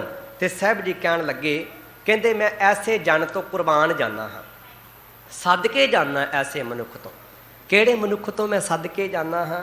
ਜਿਹੜੇ ਮਨੁੱਖ ਨੇ ਵਾਸ਼ਨਾ ਰਹਿਤ ਆਪਣਾ ਜੀਵਨ ਬਣਾ ਲਿਆ, ਜਿਹਨੇ ਵਾਸ਼ਨਾ ਤੋਂ ਰਹਿਤ ਹੋ ਕੇ, ਨਿਰਵਾਣ ਦਾ ਅਰਥ ਹੁੰਦਾ ਵਿਆਪਕ ਪ੍ਰਭੂ ਨੂੰ ਚੇਤੇ ਕਰਨਾ। ਵਾਸ਼ਨਾ ਤੋਂ ਰਹਿਤ ਹੋ ਕੇ ਤੇ ਪ੍ਰਭੂ ਨੂੰ ਚੇਤੇ ਕਰਨਾ। ਮੈਂ ਉਹਨਾਂ ਮਨੁੱਖਾਂ ਤੋਂ ਕੁਰਬਾਨ ਜਾਨਾ, ਸਦਕੇ ਜਾਨਾ, ਜਿਹੜੇ ਕਿਸੇ ਵਾਸ਼ਨਾ ਨੂੰ ਮੁੱਖ ਰੱਖਦੇ ਹੀ ਨਹੀਂ। ਉਹ ਕੇਵਲ ਔਰ ਕੇਵਲ ਨਿਰਸਵਾਰਥ ਹੋ ਕੇ ਪਰਮਾਤਮਾ ਨੂੰ ਯਾਦ ਕਰਦੇ ਨੇ। ਨਹੀਂ ਤੇ ਸਾਡੇ ਅੰਦਰ ਤੇ ਕਈ ਤਰ੍ਹਾਂ ਦੀਆਂ ਡਿਮਾਂਡਾਂ ਨੇ। ਚਲੋ ਇੱਥੇ ਇਹ ਵੀ ਕੋਈ ਕਥਨੀ ਨਹੀਂ। ਅਸੀਂ ਇੱਕ ਪਰਮਾਤਮਾ ਨੂੰ ਛੱਡ ਕੇ ਹੋਰ ਮੰਗਣਾ ਵੀ ਕਹਿੰਦੇ ਕੋਲੋਂ ਹੈ। ਮੰਗਣਾ ਤੇ ਅਸੀਂ ਪਰਮਾਤਮਾ ਦੇ ਕੋਲੋਂ ਹੀ ਹੈ ਨਾ, ਪਰ ਕਿਉਂ ਨਾ ਆਪਾਂ ਪਰਮਾਤਮਾ ਕੋਲੋਂ ਪਰਮਾਤਮਾ ਨੂੰ ਹੀ ਮੰਗ ਲਈਏ? ਉਹ ਜ਼ਿਆਦਾ ਵਧੀਆ ਨਹੀਂ ਹੈ? ਆਪਾਂ ਪਰਮਾਤਮਾ ਕੋਲੋਂ ਪਰਮਾਤਮਾ ਨੂੰ ਮੰਗੀਏ, ਅਸੀਂ ਪਰਮਾਤਮਾ ਕੋਲੋਂ ਪਰਮਾਤਮਾ ਦੀ ਇਬਾਦਤ ਮੰਗੀਏ। ਜਦੋਂ ਅਸੀਂ ਵਾਸ਼ਨਾ ਤੋਂ ਰਹਿਤ ਹੋ ਕੇ ਪਰਮਾਤਮਾ ਕੋਲੋਂ ਪਰਮਾਤਮਾ ਨੂੰ ਮੰਗ ਲਵਾਂਗੇ, ਪਰਮਾਤਮਾ ਦੇ ਕੋਲੋਂ ਜਦੋਂ ਅਸੀਂ ਪਰਮਾਤਮਾ ਦੀ ਬੰਦਗੀ ਮੰਗ ਲਵਾਂਗੇ, ਪਰਮਾਤਮਾ ਕੋਲੋਂ ਪਰਮਾਤਮਾ ਦਾ ਨਾਮ ਮੰਗ ਲਵਾਂਗੇ, ਤੇ ਯਕੀਨਨ ਇਹ ਸੱਚ ਜਾਣਿਓ ਉਦੋਂ ਕੁਝ ਮੰਗਣਾ ਹੀ ਨਹੀਂ ਪੈਣਾ। ਉਦੋਂ ਕੁਝ ਨਹੀਂ ਮੰਗਣਾ ਪੈਣਾ। ਕਿਉਂ? ਕਿਉਂਕਿ ਉਸ ਦਿਨ ਤੇ ਸਤਿਗੁਰੂ ਨੇ ਆਪਣੇ ਆਪ ਹੀ ਸਾਰਾ ਕੁਝ ਦੇ ਦੇਣਾ ਹੈ। ਸੌਖਾ ਜਿਹਾ ਹੀ ਬਚਨ ਹੈ, ਸਾਰੇ ਬੋਲੋ, ਜੋ ਮੰਗਿਆ ਠਾਕੁਰ ਸੋਈ ਸੋਈ ਉਹੀ ਕਹਿੰਦੇ ਦਿੰਦਾ ਹੈ। ਫਿਰ ਕੁਝ ਮੰਗਣ ਦੀ ਲੋੜ ਹੀ ਨਹੀਂ ਰਹਿ ਜਾਂਦੀ ਸਾਨੂੰ, ਕਿਉਂਕਿ ਉਹ ਸਾਰੀਆਂ ਡਿਮਾਂਡਾਂ ਮਾਲਕ ਆਪ ਪੂਰੀਆਂ ਕਰ ਦਿੰਦਾ। ਇਸੇ ਕਰਕੇ ਜਦੋਂ ਵੀ ਮੰਗਣਾ ਹੈ ਨਾ, ਮੰਗਣਾ ਮੰਗਣ ਨੀਕਾ ਹਰ ਜਸ ਗੁਰ ਤੇ ਮੰਗਣਾ। ਜਦੋਂ ਮੰਗੀਏ ਗੁਰੂ ਕੋਲੋਂ ਗੁਰੂ ਦਾ ਜਸ ਮੰਗੀਏ, ਜਦੋਂ ਮੰਗੀਏ ਇਹੀ ਕਹੀਏ ਸੇਵਕ ਕੀ ਅਰਦਾਸ ਪਿਆਰੇ, ਜਪ ਜੀਵਾਂ ਪ੍ਰਭ ਚਰਨ ਤੁਮਾਰੇ। ਹੇ ਮੇਰੇ ਸਤਿਗੁਰਾ, ਮੈਂ ਤੇਰਾ ਜਨ ਹਾਂ, ਮੈਂ ਤੇਰੇ ਅੱਗੇ ਅਰਦਾਸ ਕਰਦਾ। ਤੇ ਮੇਰੀ ਅਰਦਾਸ ਕੀ ਹੈ? ਮੈਂ ਤੇਰੀ ਇਬਾਦਤ ਕਰਾਂ, ਤੇਰੀ ਬੰਦਗੀ ਕਰਾਂ, ਤੇ ਤੇਰਾ ਨਾਮ ਜਪ ਜਪ ਕੇ, ਤੇਰੀ ਇਬਾਦਤ ਕਰ ਕਰਕੇ ਮੈਂ ਤੇਰਾ ਹੀ ਰੂਪ ਬਣ ਜਾਵਾਂ। ਬੋਲੋ ਸਤਨਾਮ ਸ਼੍ਰੀ। ਇਹੀ ਅਸੀਂ ਪਰਮਾਤਮਾ ਕੋਲੋਂ ਮੰਗਣਾ ਹੈ। ਜਨਮ ਮਰਨ ਦੁੱਖ ਕੱਟਿਆ ਹਰ ਭੇਟਿਆ ਪੁਰਖ ਸੁਜਾਨ। ਜਿਹੜੇ ਫਿਰ ਪਰਮਾਤਮਾ ਨੂੰ ਕਹਿੰਦੇ ਯਾਦ ਕਰਦੇ ਨੇ ਨਾ, ਜਿਹੜੇ ਉਸ ਪਰਮਾਤਮਾ ਨੂੰ ਕਹਿੰਦੇ ਇਬਾਦਤ ਕਰਦੇ ਨੇ, ਉਹਨਾਂ ਦਾ ਜਨਮ ਤੇ ਮਰਨ ਦਾ ਦੁੱਖ ਕੱਟਿਆ ਜਾਂਦਾ ਹੈ। ਇਹ ਦੋ ਸਭ ਤੋਂ ਵੱਡੇ ਦੁੱਖ ਨੇ, ਇੱਕ ਜਨਮ ਦਾ ਦੁੱਖ, ਇੱਕ ਮਰਨ ਦਾ ਦੁੱਖ। ਕਿਉਂਕਿ ਦੇਖੋ, ਜਦੋਂ ਜਨਮ ਲੈਣਾ ਤੇ 10 ਮਹੀਨੇ ਮਾਂ ਦੇ ਗਰਭ ਵਿੱਚ, ਚਲੋ ਡਾਕਟਰੀ ਲੈਂਗੁਏਜ ਵਿੱਚ 10 ਮਹੀਨੇ ਨੇ, ਸਾਡੀ ਲੈਂਗੁਏਜ ਵਿੱਚ 9 ਮਹੀਨੇ ਨੇ। 10 ਮਹੀਨੇ ਮਾਂ ਦੇ ਪੇਟ ਵਿੱਚ ਪੁੱਠਾ ਲਟਕਿਆ ਰਹਿੰਦਾ ਹੈ। ਬੜਾ ਦੁੱਖ ਹੈ। ਇੰਨਾ ਲੰਬਾ ਸਮਾਂ ਕਿਵੇਂ ਪੁੱਠਾ ਲਟਕਿਆ ਰਹਿੰਦਾ ਹੈ? ਸਭ ਤੋਂ ਵੱਡਾ ਜਨਮ ਦਾ ਦੁੱਖ ਹੈ। ਫਿਰ ਮਰਨ ਦਾ ਦੁੱਖ, ਜਿੰਦ ਨੇ ਮਾਣੀ ਕੱਢੀ ਹੈ ਹੱਡਾਂ ਕੂ ਕੜਕਾਏ। ਫਿਰ ਜਦੋਂ ਜਿੰਦ ਨਿਕਲਦੀ ਹੈ ਤੇ ਉਦੋਂ ਵੀ ਕਹਿੰਦੇ ਹੱਡਾਂ ਨੂੰ ਕੜਕਾਇਆ ਜਾਂਦਾ ਹੈ। ਕੱਲੀਆਂ ਕੱਲੀਆਂ ਹੱਡੀਆਂ ਤੋੜ ਕੇ ਤੇ ਜਿੰਦ ਬਾਹਰ ਕੱਢੀ ਜਾਂਦੀ। ਤਾਂ ਕਰਕੇ ਸਭ ਤੋਂ ਵੱਡਾ ਜੇਕਰ ਕੋਈ ਦੁੱਖ ਗਿਣਿਆ ਜਾਂਦਾ ਹੈ, ਉਹ ਜਨਮ ਤੇ ਮਰਨ ਦਾ ਦੁੱਖ ਗਿਣਿਆ ਜਾਂਦਾ ਹੈ। ਪਰ ਹੁਣ ਇੱਥੇ ਸਾਹਿਬ ਜੀ ਨੇ ਗੱਲ ਕੀਤੀ ਭੇਟਿਆ ਪੁਰਖ ਸੁਜਾਨ। ਜਿਨ੍ਹਾਂ ਨੇ ਸਾਹਿਬ ਜੀ ਨੂੰ ਭੇਟਿਆ, ਜਿਨ੍ਹਾਂ ਨੇ ਪ੍ਰਮਾਤਮਾ ਦੀ ਇਬਾਦਤ ਕੀਤੀ, ਜਿਹੜੇ ਪ੍ਰਮਾਤਮਾ ਦੇ ਨਾਲ ਜੁੜ ਗਏ, ਉਹਨਾਂ ਨੂੰ ਇਹ ਦੁੱਖ ਆਉਂਦਾ ਹੀ ਨਹੀਂ ਹੈ। ਉਹਨਾਂ ਨੂੰ ਇਹ ਦੁੱਖ ਨਹੀਂ ਸਤਾਉਂਦਾ, ਬਲਕਿ ਉਹ ਜੰਮਦੇ ਵੀ ਆਸਾਨੀ ਨਾਲ ਨੇ ਤੇ ਮਰਦੇ ਵੀ ਆਸਾਨੀ ਨਾਲ ਨੇ। ਬਚਨ ਹੈ ਨਾ, ਕਿਆ ਜਾਣਾ ਕਿਵੇਂ ਮਰਾਂਗੇ, ਕੈਸਾ ਮਰਨਾ ਹੋਏ, ਜੇਕਰ ਸਾਹਿਬ ਮਨੋ ਨਾ ਵਿਸਰੈ, ਤਾਂ ਸਹਿਲਾ ਮਰਨਾ ਹੋਏ। ਕਹਿੰਦੇ ਪਤਾ ਨਹੀਂ ਕਿਵੇਂ ਮਰਾਂਗੇ, ਕਿਵੇਂ ਮੌਤ ਆਏਗੀ, ਕੋਈ ਗਰੰਟੀ ਨਹੀਂ ਹੈ। ਐਕਸੀਡੈਂਟ ਨਾਲ ਮਰਾਂਗੇ, ਕੁਝ ਖਾ ਕੇ ਮਰਾਂਗੇ, ਅਟੈਕ ਹੋਏਗਾ, ਕੀ ਹੋਏਗਾ ਸਾਨੂੰ ਕੁਝ ਪਤਾ ਨਹੀਂ ਹੈ, ਕਿਵੇਂ ਮਰ ਜਾਣਾ ਹੈ। ਬਸ ਇਹ ਹੀ ਕਹਿਣਗੇ ਰਾਤੀ ਚੰਗਾ ਭਲਾ ਸੁੱਤਾ ਸੀ, ਸਵੇਰ ਨੂੰ ਪ੍ਰਾਣ ਚਲੇ ਗਏ। ਕਈ ਵਾਰੀ ਨਾ ਘਰ ਦੇ ਵਿੱਚ ਗੈਸਟ ਆ ਜਾਂਦੇ ਨੇ, ਕਈ ਵਾਰੀ ਘਰ ਦੇ ਵਿੱਚ ਰਿਸ਼ਤੇਦਾਰ ਆ ਜਾਂਦੇ ਨੇ, ਤੇ ਅਕਸਰ ਕਿਹਾ ਜਾਂਦਾ ਰਿਸ਼ਤੇਦਾਰ ਆਏ ਨੇ, ਕੁਝ ਖਾਣ ਵਾਸਤੇ ਲੈ ਕੇ ਆਓ, ਇਹਨਾਂ ਦੀ ਸੇਵਾ ਕਰਨੀ ਹੈ, ਆਓ ਭਗਤ ਕਰਨੀ ਹੈ। ਮਨੁੱਖ ਘਰ ਦੇ ਵਿੱਚੋਂ ਜਾਂਦਾ ਹੈ, ਉਹਨਾਂ ਵਾਸਤੇ ਕੁਝ ਖਾਣ ਲੈਣ ਵਾਸਤੇ ਜਾਂਦਾ ਹੈ, 2 ਮਿੰਟ ਬਾਅਦ ਹੀ ਸੁਨੇਹਾ ਆ ਜਾਂਦਾ, ਕਾਹਦਾ, ਕਿ ਆ ਤੁਹਾਡਾ ਭਾਈ ਮੁਰਦਾ ਚੱਕ ਕੇ ਲੈ ਜਾਓ, ਇਹਦੇ ਪ੍ਰਾਣ ਚਲੇ ਗਏ ਨੇ। ਕਹਿਣ ਤੋਂ ਮੁਰਾਦ ਮੌਤ ਦਾ ਤੇ ਕੋਈ ਪਤਾ ਨਹੀਂ ਕਿਹੜੇ ਵੇਲੇ ਕਿਵੇਂ ਆਏਗੀ, ਪਰ ਇੰਨੀ ਗੱਲ ਪਤਾ ਹੈ, ਜੇਕਰ ਉਸ ਅਕਾਲ ਪੁਰਖ ਪਰਮਾਤਮਾ ਨੂੰ ਯਾਦ ਕਰਦੇ ਹੋਵਾਂਗੇ ਨਾ, ਤੇ ਬੜੀ ਸਹਿਲੀ ਮੌਤ ਆਏਗੀ, ਬੜੀ ਆਸਾਨਮਈ ਮੌਤ ਆਏਗੀ। ਇਸੇ ਕਰਕੇ ਜੇਕਰ ਸਾਹਿਬ ਮਨੋ ਨਾ ਵਿਸਰੈ, ਤਾਂ ਸਹਿਲਾ ਮਰਨਾ ਹੋਏ। ਹੁਣ ਮੌਤ ਇੱਕ ਨਾਮ ਜਪਣ ਵਾਲੀ ਰੂਹ ਨੂੰ ਵੀ ਆਉਂਦੀ ਹੈ, ਮੌਤ ਇੱਕ ਹੰਕਾਰੀ ਨੂੰ ਵੀ ਆਉਂਦੀ ਹੈ, ਆਉਂਦੀ ਤੇ ਦੋਨਾਂ ਨੂੰ ਹੈ। ਇੱਕ ਐਗਜ਼ਾਮਪਲ ਸਾਂਝੀ ਕਰਦਾ ਹਾਂ, ਉਦਾਹਰਣ ਸਾਂਝੀ ਕਰਦਾ, ਪਹਿਲੇ ਗੱਜ ਕੇ ਆਖੋ ਸਤਨਾਮ ਸ਼੍ਰੀ। ਇੱਕ ਦਫਾ ਕੀ ਹੋਇਆ, ਇੱਕ ਰਾਜਾ ਸੀ, ਰਾਜਾ ਉੱਠਿਆ, ਬਹੁਤ ਹੰਕਾਰੀ ਹੈ।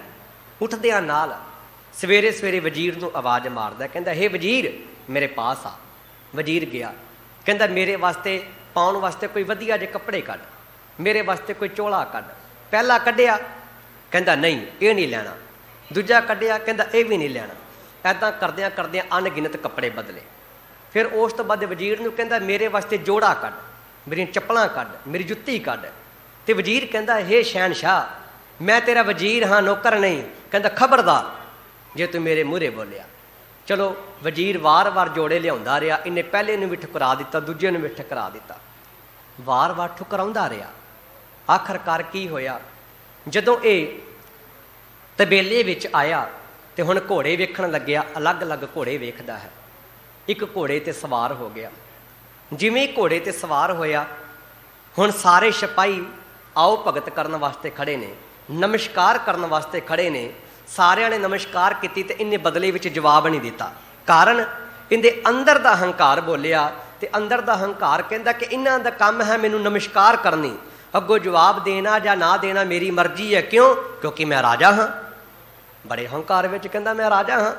ਹੁਣ ਪੂਰੇ ਹੰਕਾਰ ਦੇ ਵਿੱਚ ਬੋਲਦਾ ਹੈ ਤੇ ਜਾ ਰਿਹਾ ਹੈ ਸ਼ਿਕਾਰ ਖੇਡਣ ਵਾਸਤੇ। ਸਿਪਾਹੀ ਨਾਲ ਨੇ। ਹੁਣ ਜਦੋਂ ਅੱਗੇ ਗਿਆ ਤੇ ਕੀ ਵੇਖਿਆ, ਇੱਕ ਮੰਜੇ ਦੇ ਉੱਪਰ, ਇੱਕ ਚਾਰਪਾਈ ਦੇ ਉੱਪਰ ਫਟੇ ਪੁਰਾਣੇ ਕੱਪੜੇ ਪਾਏ ਹੋਏ ਇੱਕ ਫਕੀਰ ਬੈਠਾ ਹੈ। ਫਕੀਰ ਨੂੰ ਦੇਖਿਆ ਤੇ ਰਾਜਾ ਕਹਿੰਦਾ ਹੇ ਫਕੀਰ ਤੈਨੂੰ ਪਤਾ ਨਹੀਂ ਚੱਲਦਾ ਮੈਂ ਰਾਜਾ ਹਾਂ, ਮੈਨੂੰ ਨਮਸਕਾਰ ਕਰ। ਫਕੀਰ ਕੁਝ ਨਾ ਬੋਲਿਆ। ਰਾਜਾ ਫਿਰ ਗੁੱਸੇ ਵਿੱਚ ਬੋਲਿਆ, ਕਹਿੰਦਾ ਹੇ ਫਕੀਰ ਤੈਨੂੰ ਪਤਾ ਨਹੀਂ ਚੱਲਦਾ ਮੈਂ ਰਾਜਾ ਹਾਂ, ਮੈਨੂੰ ਨਮਸਕਾਰ ਕਰ। ਫਕੀਰ ਫਿਰ ਵੀ ਕੁਝ ਨਾ ਬੋਲਿਆ। ਜਦੋਂ ਨਾ ਬੋਲਿਆ ਤੇ ਕਹਿੰਦਾ ਖੜਾ ਹੋ ਕੇ ਮੇਰੇ ਪਾਸ ਆ। ਫਕੀਰ ਖੜਾ ਹੋਇਆ ਤੇ ਰਾਜੇ ਦੇ ਕੋਲ ਚਲਾ ਗਿਆ। ਰਾਜੇ ਦੇ ਕੋਲ ਗਿਆ, ਕਹਿੰਦਾ ਹਾਂ ਦੱਸ ਕੀ ਕਹਿਣਾ ਚਾਹੁੰਦਾ। ਕਹਿੰਦਾ ਮੈਂ ਰਾਜਾ ਹਾਂ, ਤੂੰ ਮੈਨੂੰ ਨਮਸਕਾਰ ਕਿਉਂ ਨਹੀਂ ਕੀਤੀ। ਕਹਿੰਦਾ ਪਰ ਮੈਂ ਤੈਨੂੰ ਕੁਝ ਕਹਿਣਾ ਚਾਹੁੰਦਾ। ਕਹਿੰਦਾ ਦੱਸ ਕੀ ਕਹਿਣਾ। ਕਹਿੰਦਾ ਐਦਾਂ ਨਹੀਂ ਕਹਿਣਾ, ਕੰਨ ਥੱਲੇ ਕਰ ਫਿਰ ਦੱਸਦਾ ਹਾਂ। ਕਹਿੰਦਾ ਨਹੀਂ। ਕਹਿੰਦਾ ਤੂੰ ਕੰਨ ਥੱਲੇ ਕਰ। ਜਿਵੇਂ ਕੰਨ ਥੱਲੇ ਕੀਤਾ, ਕਹਿੰਦਾ ਬੋਲ ਕੀ ਕਹਿਣਾ ਚਾਹੁੰਦਾ। ਕਹਿੰਦਾ ਮੈਂ ਕਹਿਣਾ ਚਾਹੁੰਦਾ ਕਿ ਮੈਂ ਤੇਰੀ ਮੌਤ ਹਾਂ। ਜਿਹੜੇ ਰਾਜੇ ਦੇ ਅੰਦਰ ਹੰਕਾਰ ਸੀ, ਜਿਹੜਾ ਹੜ-ਹੜਾ ਕੇ ਹੱਸ ਰਿਹਾ ਸੀ, ਉੱਚੀ ਉੱਚੀ ਖਿੜਖੜਾ ਰਿਹਾ ਸੀਗਾ, ਕੰਬਣ ਲੱਗਿਆ। ਤੂੰ ਮੇਰੀ ਮੌਤ ਕਿੱਦਾਂ ਹੋ ਸਕਦਾ। ਕਹਿੰਦਾ ਮੈਂ ਤੇਰੀ ਮਲਕਤ ਮੌਤ ਹਾਂ। ਡਰ ਗਿਆ, ਕੰਬਣ ਲੱਗਿਆ। ਸਿਪਾਹੀ ਵੀ ਵੇਖ ਰਹੇ ਨੇ ਇਹ ਰਾਜਾ ਕਹਿੰਦੇ ਨਾਲ ਉੱਚੀ ਉੱਚੀ ਗੱਲਾਂ ਕਰ ਰਿਹਾ, ਸਾਨੂੰ ਤੇ ਕੋਈ ਵਿਖਾਈ ਨਹੀਂ ਦੇ ਰਿਹਾ। ਕਹਿੰਦਾ ਮੈਂ ਤੇਰੀ ਮਲਕਤ ਮੌਤ ਹਾਂ। ਕਹਿਣ ਲੱਗਿਆ ਮੈਨੂੰ ਬਖਸ਼ ਦੇ, ਮੈਨੂੰ ਮਾਫ ਕਰ ਦੇ, ਹਜੇ ਤੇ ਮੈਂ ਰਾਜ ਭਾਗ ਸਾਂਭਣਾ ਹੈ, ਹਜੇ ਤੇ ਮੇਰੇ ਰਾਜ ਸੰਘਾਸਨ ਨੂੰ ਸਾਂਭਣ ਵਾਲਾ ਵੀ ਕੋਈ ਯੋਗ ਨਹੀਂ ਹੈ, ਮੈਨੂੰ ਬਖਸ਼ ਦੇ, ਮੈਨੂੰ ਕੁਝ ਸਮਾਂ ਹੋਰ ਦੇ ਦੇ। ਮਲਕਤ ਮੌਤ ਕਹਿੰਦੀ ਨਹੀਂ। ਬਸ ਇੰਨਾ ਕਿਹਾ ਨਹੀਂ, ਘੋੜੇ ਤੋਂ ਡਿੱਗਿਆ, ਨਾਲ ਦੀ ਨਾਲ ਹੀ ਮਰ ਗਿਆ। ਸਾਹਿਬ ਜੀ ਨੇ ਬਚਨ ਕੀਤਾ। ਸਾਹਿਬ ਜੀ ਕਹਿੰਦੇ ਮਲਕਤ ਮੌਤ ਜਾਂ ਆਵਸੀ ਸਭ ਦਰਵਾਜ਼ੇ ਭੰਨ, ਦੇਖੋ ਬੰਦਾ ਚੱਲਿਆ ਚੋ ਜਣਿਆਂ ਦੇ ਕੰਨ। ਹੁਣ ਇੱਕ ਮਲਕਤ ਮੌਤ ਰਾਜੇ ਨੇ ਵੀ ਆਉਂਦੀ ਹੈ, ਮਲਕਤ ਮੌਤ ਨਾਮ ਜਪਣ ਵਾਲੇ ਨੇ ਵੀ ਆਉਂਦੀ ਹੈ। ਇੱਕ ਰੱਬ ਦਾ ਪਿਆਰਾ ਬਾਣੀ ਪੜ੍ਹ ਕੇ ਸਵੇਰੇ ਸਵੇਰੇ ਵਾਪਸ ਜਾ ਰਿਹਾ ਹੈ। ਰਸਤੇ ਵਿੱਚ ਮਲਕਤ ਮੌਤ ਨੇ ਆ ਕੇ ਘੇਰਾ ਪਾ ਲਿਆ। ਕਹਿੰਦੇ ਮੈਂ ਮਲਕਤ ਮੌਤ ਹਾਂ, ਚੱਲ ਮੈਂ ਤੈਨੂੰ ਲੈਣ ਵਾਸਤੇ ਆਈ ਹਾਂ। ਰੱਬ ਦਾ ਪਿਆਰਾ ਕਹਿੰਦਾ ਚੱਲ ਚੱਲੀਏ। ਇਹ ਕਹਿੰਦੀ ਨਹੀਂ, ਤੂੰ ਐਦਾਂ ਕਰ, ਜਾ ਕੇ ਘਰ ਚਲਾ ਜਾ, ਸੁਨੇਹਾ ਦੇ ਦੇ, ਆਪਣੇ ਬੱਚਿਆਂ ਨੂੰ ਮਿਲ ਲੈ, ਰਿਸ਼ਤੇਦਾਰਾਂ ਨੂੰ ਮਿਲ ਲੈ। ਪਰ ਰੱਬ ਦਾ ਪਿਆਰਾ ਕਹਿੰਦਾ ਨਹੀਂ, ਕਹਿੰਦਾ ਮੈਂ ਤੇਰੇ ਨਾਲ ਜਾਣ ਵਾਸਤੇ ਤਿਆਰ ਹਾਂ, ਕਿਉਂਕਿ ਮੈਂ ਤੇ ਇਸ ਦਿਨ ਦੀ ਉਡੀਕ ਕਰ ਰਿਹਾ ਸੀ ਕਿ ਕਦੋਂ ਉਹ ਮੇਰੇ ਉੱਪਰ ਸਮਾਂ ਆਏਗਾ। ਆਪਾਂ ਬਚਨ ਵੀ ਪੜ੍ਹਦੇ ਹਾਂ ਨਾ, ਪਹਿਲਾ ਮਰਨ ਕਬੂਲ ਜੀਵਨ ਕੀ ਛੱਡ ਆਸ। ਮੈਂ ਤੇ ਕਦੋਂ ਦਾ ਇੰਤਜ਼ਾਰ ਕਰ ਰਿਹਾ ਸੀ, ਤੂੰ ਮੈਨੂੰ ਕਦੋਂ ਲੈਣ ਵਾਸਤੇ ਆਏਂਗੀ। ਇਹ ਹੀ ਫਰਕ ਹੈ। ਇੱਕ ਰਾਜੇ ਨੂੰ ਵੀ ਮੌਤ ਆਉਂਦੀ ਹੈ, ਇੱਕ ਹੰਕਾਰੀ ਨੂੰ ਵੀ ਮੌਤ ਆਉਂਦੀ ਹੈ। ਉਹ ਮੌਤ ਨੂੰ ਵੇਖ ਕੇ ਕੰਬਦਾ ਹੈ, ਤੇ ਜਦੋਂ ਗੁਰੂ ਕੇ ਪਿਆਰੇ ਨੂੰ ਮੌਤ ਆਉਂਦੀ ਹੈ ਤੇ ਉਹਨਾਂ ਨੂੰ ਤੇ ਚਾਅ ਚੜ੍ਹ ਜਾਂਦਾ ਹੈ। ਕਬੀਰ ਜਿਸ ਮਰਨੇ ਤੇ ਜਗ ਡਰੈ, ਮੇਰੇ ਮਨ ਆਨੰਦ, ਮਰਨੇ ਹੀ ਤੇ ਪਾਈ ਹੈ ਪੂਰਨ ਪਰਮਾਨੰਦ। ਉਹਨਾਂ ਨੂੰ ਤੇ ਚਾਅ ਚੜ੍ਹ ਜਾਂਦਾ ਹੈ। ਇੱਕ ਡਰ ਰਿਹਾ ਹੈ, ਦੂਜੇ ਦੇ ਅੰਦਰ ਚਾਹ ਹੈ, ਦੂਜੇ ਦੇ ਅੰਦਰ ਉਤਸ਼ਾਹ ਹੈ ਕਿ ਕਦੋਂ ਮੈਂ ਆਪਣੇ ਪਿਆਰੇ ਨੂੰ ਜਾ ਕੇ ਮਿਲਾਂਗਾ, ਕਦੋਂ ਮੈਂ ਉਸ ਪਿਆਰੇ ਨੂੰ ਮਿਲਾਂਗਾ। ਇਹ ਹੀ ਫਰਕ ਹੈ। ਸੋ ਸਾਹਿਬ ਜੀ ਕਹਿਣ ਲੱਗੇ, ਕਹਿੰਦੇ ਜਿਹੜੇ ਮਨੁੱਖ ਉਸ ਪਰਮਾਤਮਾ ਦੀ ਇਬਾਦਤ ਕਰਦੇ ਹਨ, ਫਿਰ ਉਹਨਾਂ ਦਾ ਜਨਮ ਤੇ ਮਰਨ ਦਾ ਸਭ ਤੋਂ ਵੱਡਾ ਜਿਹੜਾ ਦੁੱਖ ਹੈ, ਉਹ ਦੁੱਖ ਕੱਟਿਆ ਜਾਂਦਾ ਹੈ। ਸੰਤ ਸੰਗ ਸਾਗਰ ਤਰੇ, ਜਨ ਨਾਨਕ ਸੱਚਾ ਤਾਨ। ਤੇ ਉਹ ਜਿਹੜੇ ਮਨੁੱਖ ਹਨ, ਕਹਿੰਦੇ ਸੰਤਾਂ ਮਹਾਂਪੁਰਸ਼ਾਂ ਦੇ ਸਦਕਾ, ਸਾਧ ਸੰਗਤ ਦੇ ਸਦਕਾ ਇਸ ਭਵਜਲ ਰੂਪੀ ਸੰਸਾਰ ਤੋਂ ਤਰ ਜਾਂਦੇ ਹਨ, ਕਿਉਂਕਿ ਉਹਨਾਂ ਦਾ ਅਸਲ ਆਸਰਾ, ਉਹਨਾਂ ਦਾ ਅਸਲ ਸਹਾਰਾ ਉਹ ਪਰਮਾਤਮਾ ਆਪ ਬਣ ਜਾਇਆ ਕਰਦਾ ਹੈ। ਤੇ ਜਿਨ੍ਹਾਂ ਦਾ ਅਸਲ ਸਹਾਰਾ ਉਹ ਪਰਮਾਤਮਾ ਹੋ ਜਾਵੇ, ਜਿਨ੍ਹਾਂ ਦੇ ਉੱਪਰ ਆਪ ਪਰਮਾਤਮਾ ਰਹਿਮਤ ਕਰਨ ਵਾਲਾ ਹੋ ਜਾਵੇ, ਫਿਰ ਉਹਨਾਂ ਨੂੰ ਕਿਸੇ ਤਰ੍ਹਾਂ ਦਾ ਵੀ ਕੋਈ ਡਰ, ਕੋਈ ਭੋ, ਕੋਈ ਦੁੱਖ ਨਹੀਂ ਰਹਿ ਜਾਂਦਾ ਹੈ। ਅੱਗੇ ਸਾਹਿਬ ਜੀ ਨੇ ਮਹੱਲਾ ਪੰਜਵਾਂ ਗੁਰੂ ਅਰਜਨ ਦੇਵ ਜੀ ਮਹਾਰਾਜ ਜੀ ਦੂਸਰਾ ਸ਼ਲੋਕ ਉਚਾਰਨ ਕਰਦੇ ਨੇ। ਸਾਹਿਬ ਜੀ ਕਹਿੰਦੇ, ਭਲਕੇ ਉੱਠ ਪਰਾਉਣਾ ਮੇਰਾ ਘਰ ਆਵੋ। ਇੱਥੇ ਪਰਾਉਣਾ ਕੋਈ ਆਮ ਨਹੀਂ ਕਿਹਾ, ਸੰਤ ਜਨ ਪਰਾਉਣਾ, ਕੋਈ ਰੱਬ ਦਾ ਪਿਆਰਾ, ਕੋਈ ਰੱਬ ਦੀ ਇਬਾਦਤ ਕਰਨ ਵਾਲਾ। ਜੇਕਰ ਕੋਈ ਸਵੇਰੇ ਉੱਠਦਿਆਂ ਸਾਰ ਕੋਈ ਗੁਰਮੁਖ ਪਿਆਰਾ, ਆਪਾਂ ਬਚਨ ਪੜ੍ਹਦੇ ਹਾਂ ਨਾ, ਕੋਈ ਜਨ ਹਰਿ ਸਿਉ ਦੇਵੈ ਜੋਰ। ਹਰ ਰੋਜ਼ ਹੀ ਅਰਦਾਸ ਵਿੱਚ ਬਚਨ ਕਰਦੇ ਹਾਂ, ਸਹੀ ਪਿਆਰੇ ਮੇਲ ਜਿਨ੍ਹਾਂ ਮਿਲਿਆ ਤੇਰਾ ਨਾਮ ਚਿਤਿਆ। ਹੇ ਮੇਰੇ ਮਾਲਕਾ, ਮੈਨੂੰ ਕੋਈ ਇੱਦਾਂ ਦਾ ਪਿਆਰਾ ਮਿਲਾ ਦੇ ਜਿਹਨੂੰ ਮਿਲ ਕੇ ਮੈਨੂੰ ਤੇਰਾ ਨਾਮ ਚੇਤੇ ਆ ਜਾਏ। ਹੇ ਮੇਰੇ ਸਤਿਗੁਰਾ, ਮੇਰਾ ਕਿਸੇ ਐਸੇ ਗੁਰਮੁਖ ਦੇ ਨਾਲ ਮੇਲ ਕਰਾ ਜਿਹਨੂੰ ਮਿਲ ਕੇ ਤੇ ਮੈਂ ਤੇਰੀ ਇਬਾਦਤ ਕਰਨ ਲੱਗ ਜਾਵਾਂ, ਜਿਹਨੂੰ ਮਿਲ ਕੇ ਮੈਂ ਸੇਵਾ ਕਰਨ ਲੱਗ ਜਾਵਾਂ, ਜਿਹਨੂੰ ਮਿਲ ਕੇ ਮੈਂ ਸਿਮਰਨ ਕਰਨ ਲੱਗ ਜਾਵਾਂ, ਮੇਰੇ ਅੰਦਰ ਵੀ ਉਤਸ਼ਾਹ ਪੈਦਾ ਹੋ ਜਾਵੇ। ਮੇਰੇ ਸਤਿਗੁਰਾ, ਮੈਨੂੰ ਕੋਈ ਇੱਦਾਂ ਦੇ ਪ੍ਰਾਹੁਣੇ ਨਾਲ ਮਿਲਾ ਦੇ। ਜੇ ਸਾਹਿਬ ਜੀ ਕਹਿੰਦੇ, ਇੱਥੇ ਲਫ਼ਜ਼ ਆ ਗਿਆ ਜੇ, ਇਫ ਕੰਡੀਸ਼ਨ ਹੈ। ਜਦੋਂ ਕਿਸੇ ਚੀਜ਼ ਦੇ ਮੂਹਰੇ ਇਫ ਆ ਜਾਂਦੀ ਹੈ ਨਾ, ਜੇ ਆ ਜਾਂਦੀ, ਉਹ ਕੰਡੀਸ਼ਨ ਬਣ ਜਾਂਦੀ। ਇਹ ਕੰਡੀਸ਼ਨ ਹੈ। ਭਲਕੇ ਉੱਠ ਪਰਾਉਣਾ ਮੇਰਾ ਘਰ ਆਵੋ। ਜੇ ਸਵੇਰੇ ਉੱਠ ਕੇ ਕੋਈ ਗੁਰਮੁਖ ਪ੍ਰਾਹੁਣਾ ਮੇਰੇ ਘਰ ਆ ਜਾਵੇ, ਫਿਰ ਮੈਂ ਕੀ ਕਰਾਂ? ਪਾਉ ਪਖਾਲਾਂ ਤਿਸ ਕੇ ਮਨ ਤਨ ਨਿਤ ਭਾਵੋਂ। ਮੈਂ ਉਹਦੇ ਪੈਰਾਂ ਨੂੰ ਧੋਵਾਂ, ਉਹਦੇ ਚਰਨਾਂ ਨੂੰ ਮੈਂ ਸਾਫ਼ ਕਰਾਂ, ਉਹਦੇ ਮਨ ਵਿੱਚ, ਉਹਦੇ ਤਨ ਵਿੱਚ ਮੈਂ ਸਦਾ ਪਿਆਰਾ ਲੱਗਾ। ਇੱਥੇ ਇੱਕ ਬਚਨ ਹੋਰ ਸਿੱਖ ਲਈਏ ਆਪਾਂ, ਜਿੱਥੇ ਸਤਿਗੁਰਾਂ ਦੀ ਸੇਵਾ ਦੇ ਨਾਲ ਜੁੜਨਾ ਹੈ, ਉੱਥੇ ਗੁਰੂ ਕੇ ਪਿਆਰਿਆਂ ਦੀ ਸੇਵਾ ਵੀ ਕਰਨੀ ਹੈ। ਉੱਥੇ ਗੁਰੂ ਕੇ ਪਿਆਰਿਆਂ ਦੀ ਵੀ ਸੇਵਾ ਕਰੀਏ ਆਪਾਂ। ਕੋਈ ਕਰਨੀ ਵਾਲਾ ਮਹਾਂਪੁਰਸ਼ ਮਹਾਤਮਾ, ਸੰਤ ਜਨ ਮਹਾਤਮਾ, ਜਿਹੜਾ ਸਾਨੂੰ ਰੱਬ ਦੇ ਨਾਲ ਜੋੜਦਾ ਹੈ, ਅਸੀਂ ਸਦਾ ਉਹਦੇ ਵੀ ਚਰਨਾਂ ਦੀ ਸੇਵਾ ਕਰੀਏ। ਮਨ ਵਿੱਚ ਤੇ ਤਨ ਵਿੱਚ ਅਸੀਂ ਉਹਦੇ ਨਾਲ ਪਿਆਰ ਪਾਈਏ, ਤਾਂ ਜੋ ਅਸੀਂ ਉਹਨੂੰ ਪਿਆਰੇ ਲੱਗੀਏ। ਇਹ ਬੜਾ ਜ਼ਰੂਰੀ ਹੈ। ਅੱਜ ਦੇ ਸਮੇਂ ਵਿੱਚ ਨਾ ਸਾਡੇ ਅੰਦਰੋਂ ਇੱਕ ਚੀਜ਼ ਖਤਮ ਹੁੰਦੀ ਜਾ ਰਹੀ ਹੈ। ਉਹ ਲਫ਼ਜ਼ ਕੀ ਹੈ? ਸ਼ਰਧਾ। ਅਸੀਂ ਜਿਵੇਂ ਜਿਵੇਂ ਐਜੂਕੇਸ਼ਨ ਦੇ ਦੌਰ ਵਿੱਚ ਵੱਧਦੇ ਜਾ ਰਹੇ ਹਾਂ ਨਾ, ਜਿਵੇਂ ਜਿਵੇਂ ਅਸੀਂ ਪੜ੍ਹਾਈ ਵੱਲੇ ਵੱਧਦੇ ਜਾ ਰਹੇ ਹਾਂ, ਕੋਈ ਦੋਰਾਵਾਂ ਨਹੀਂ।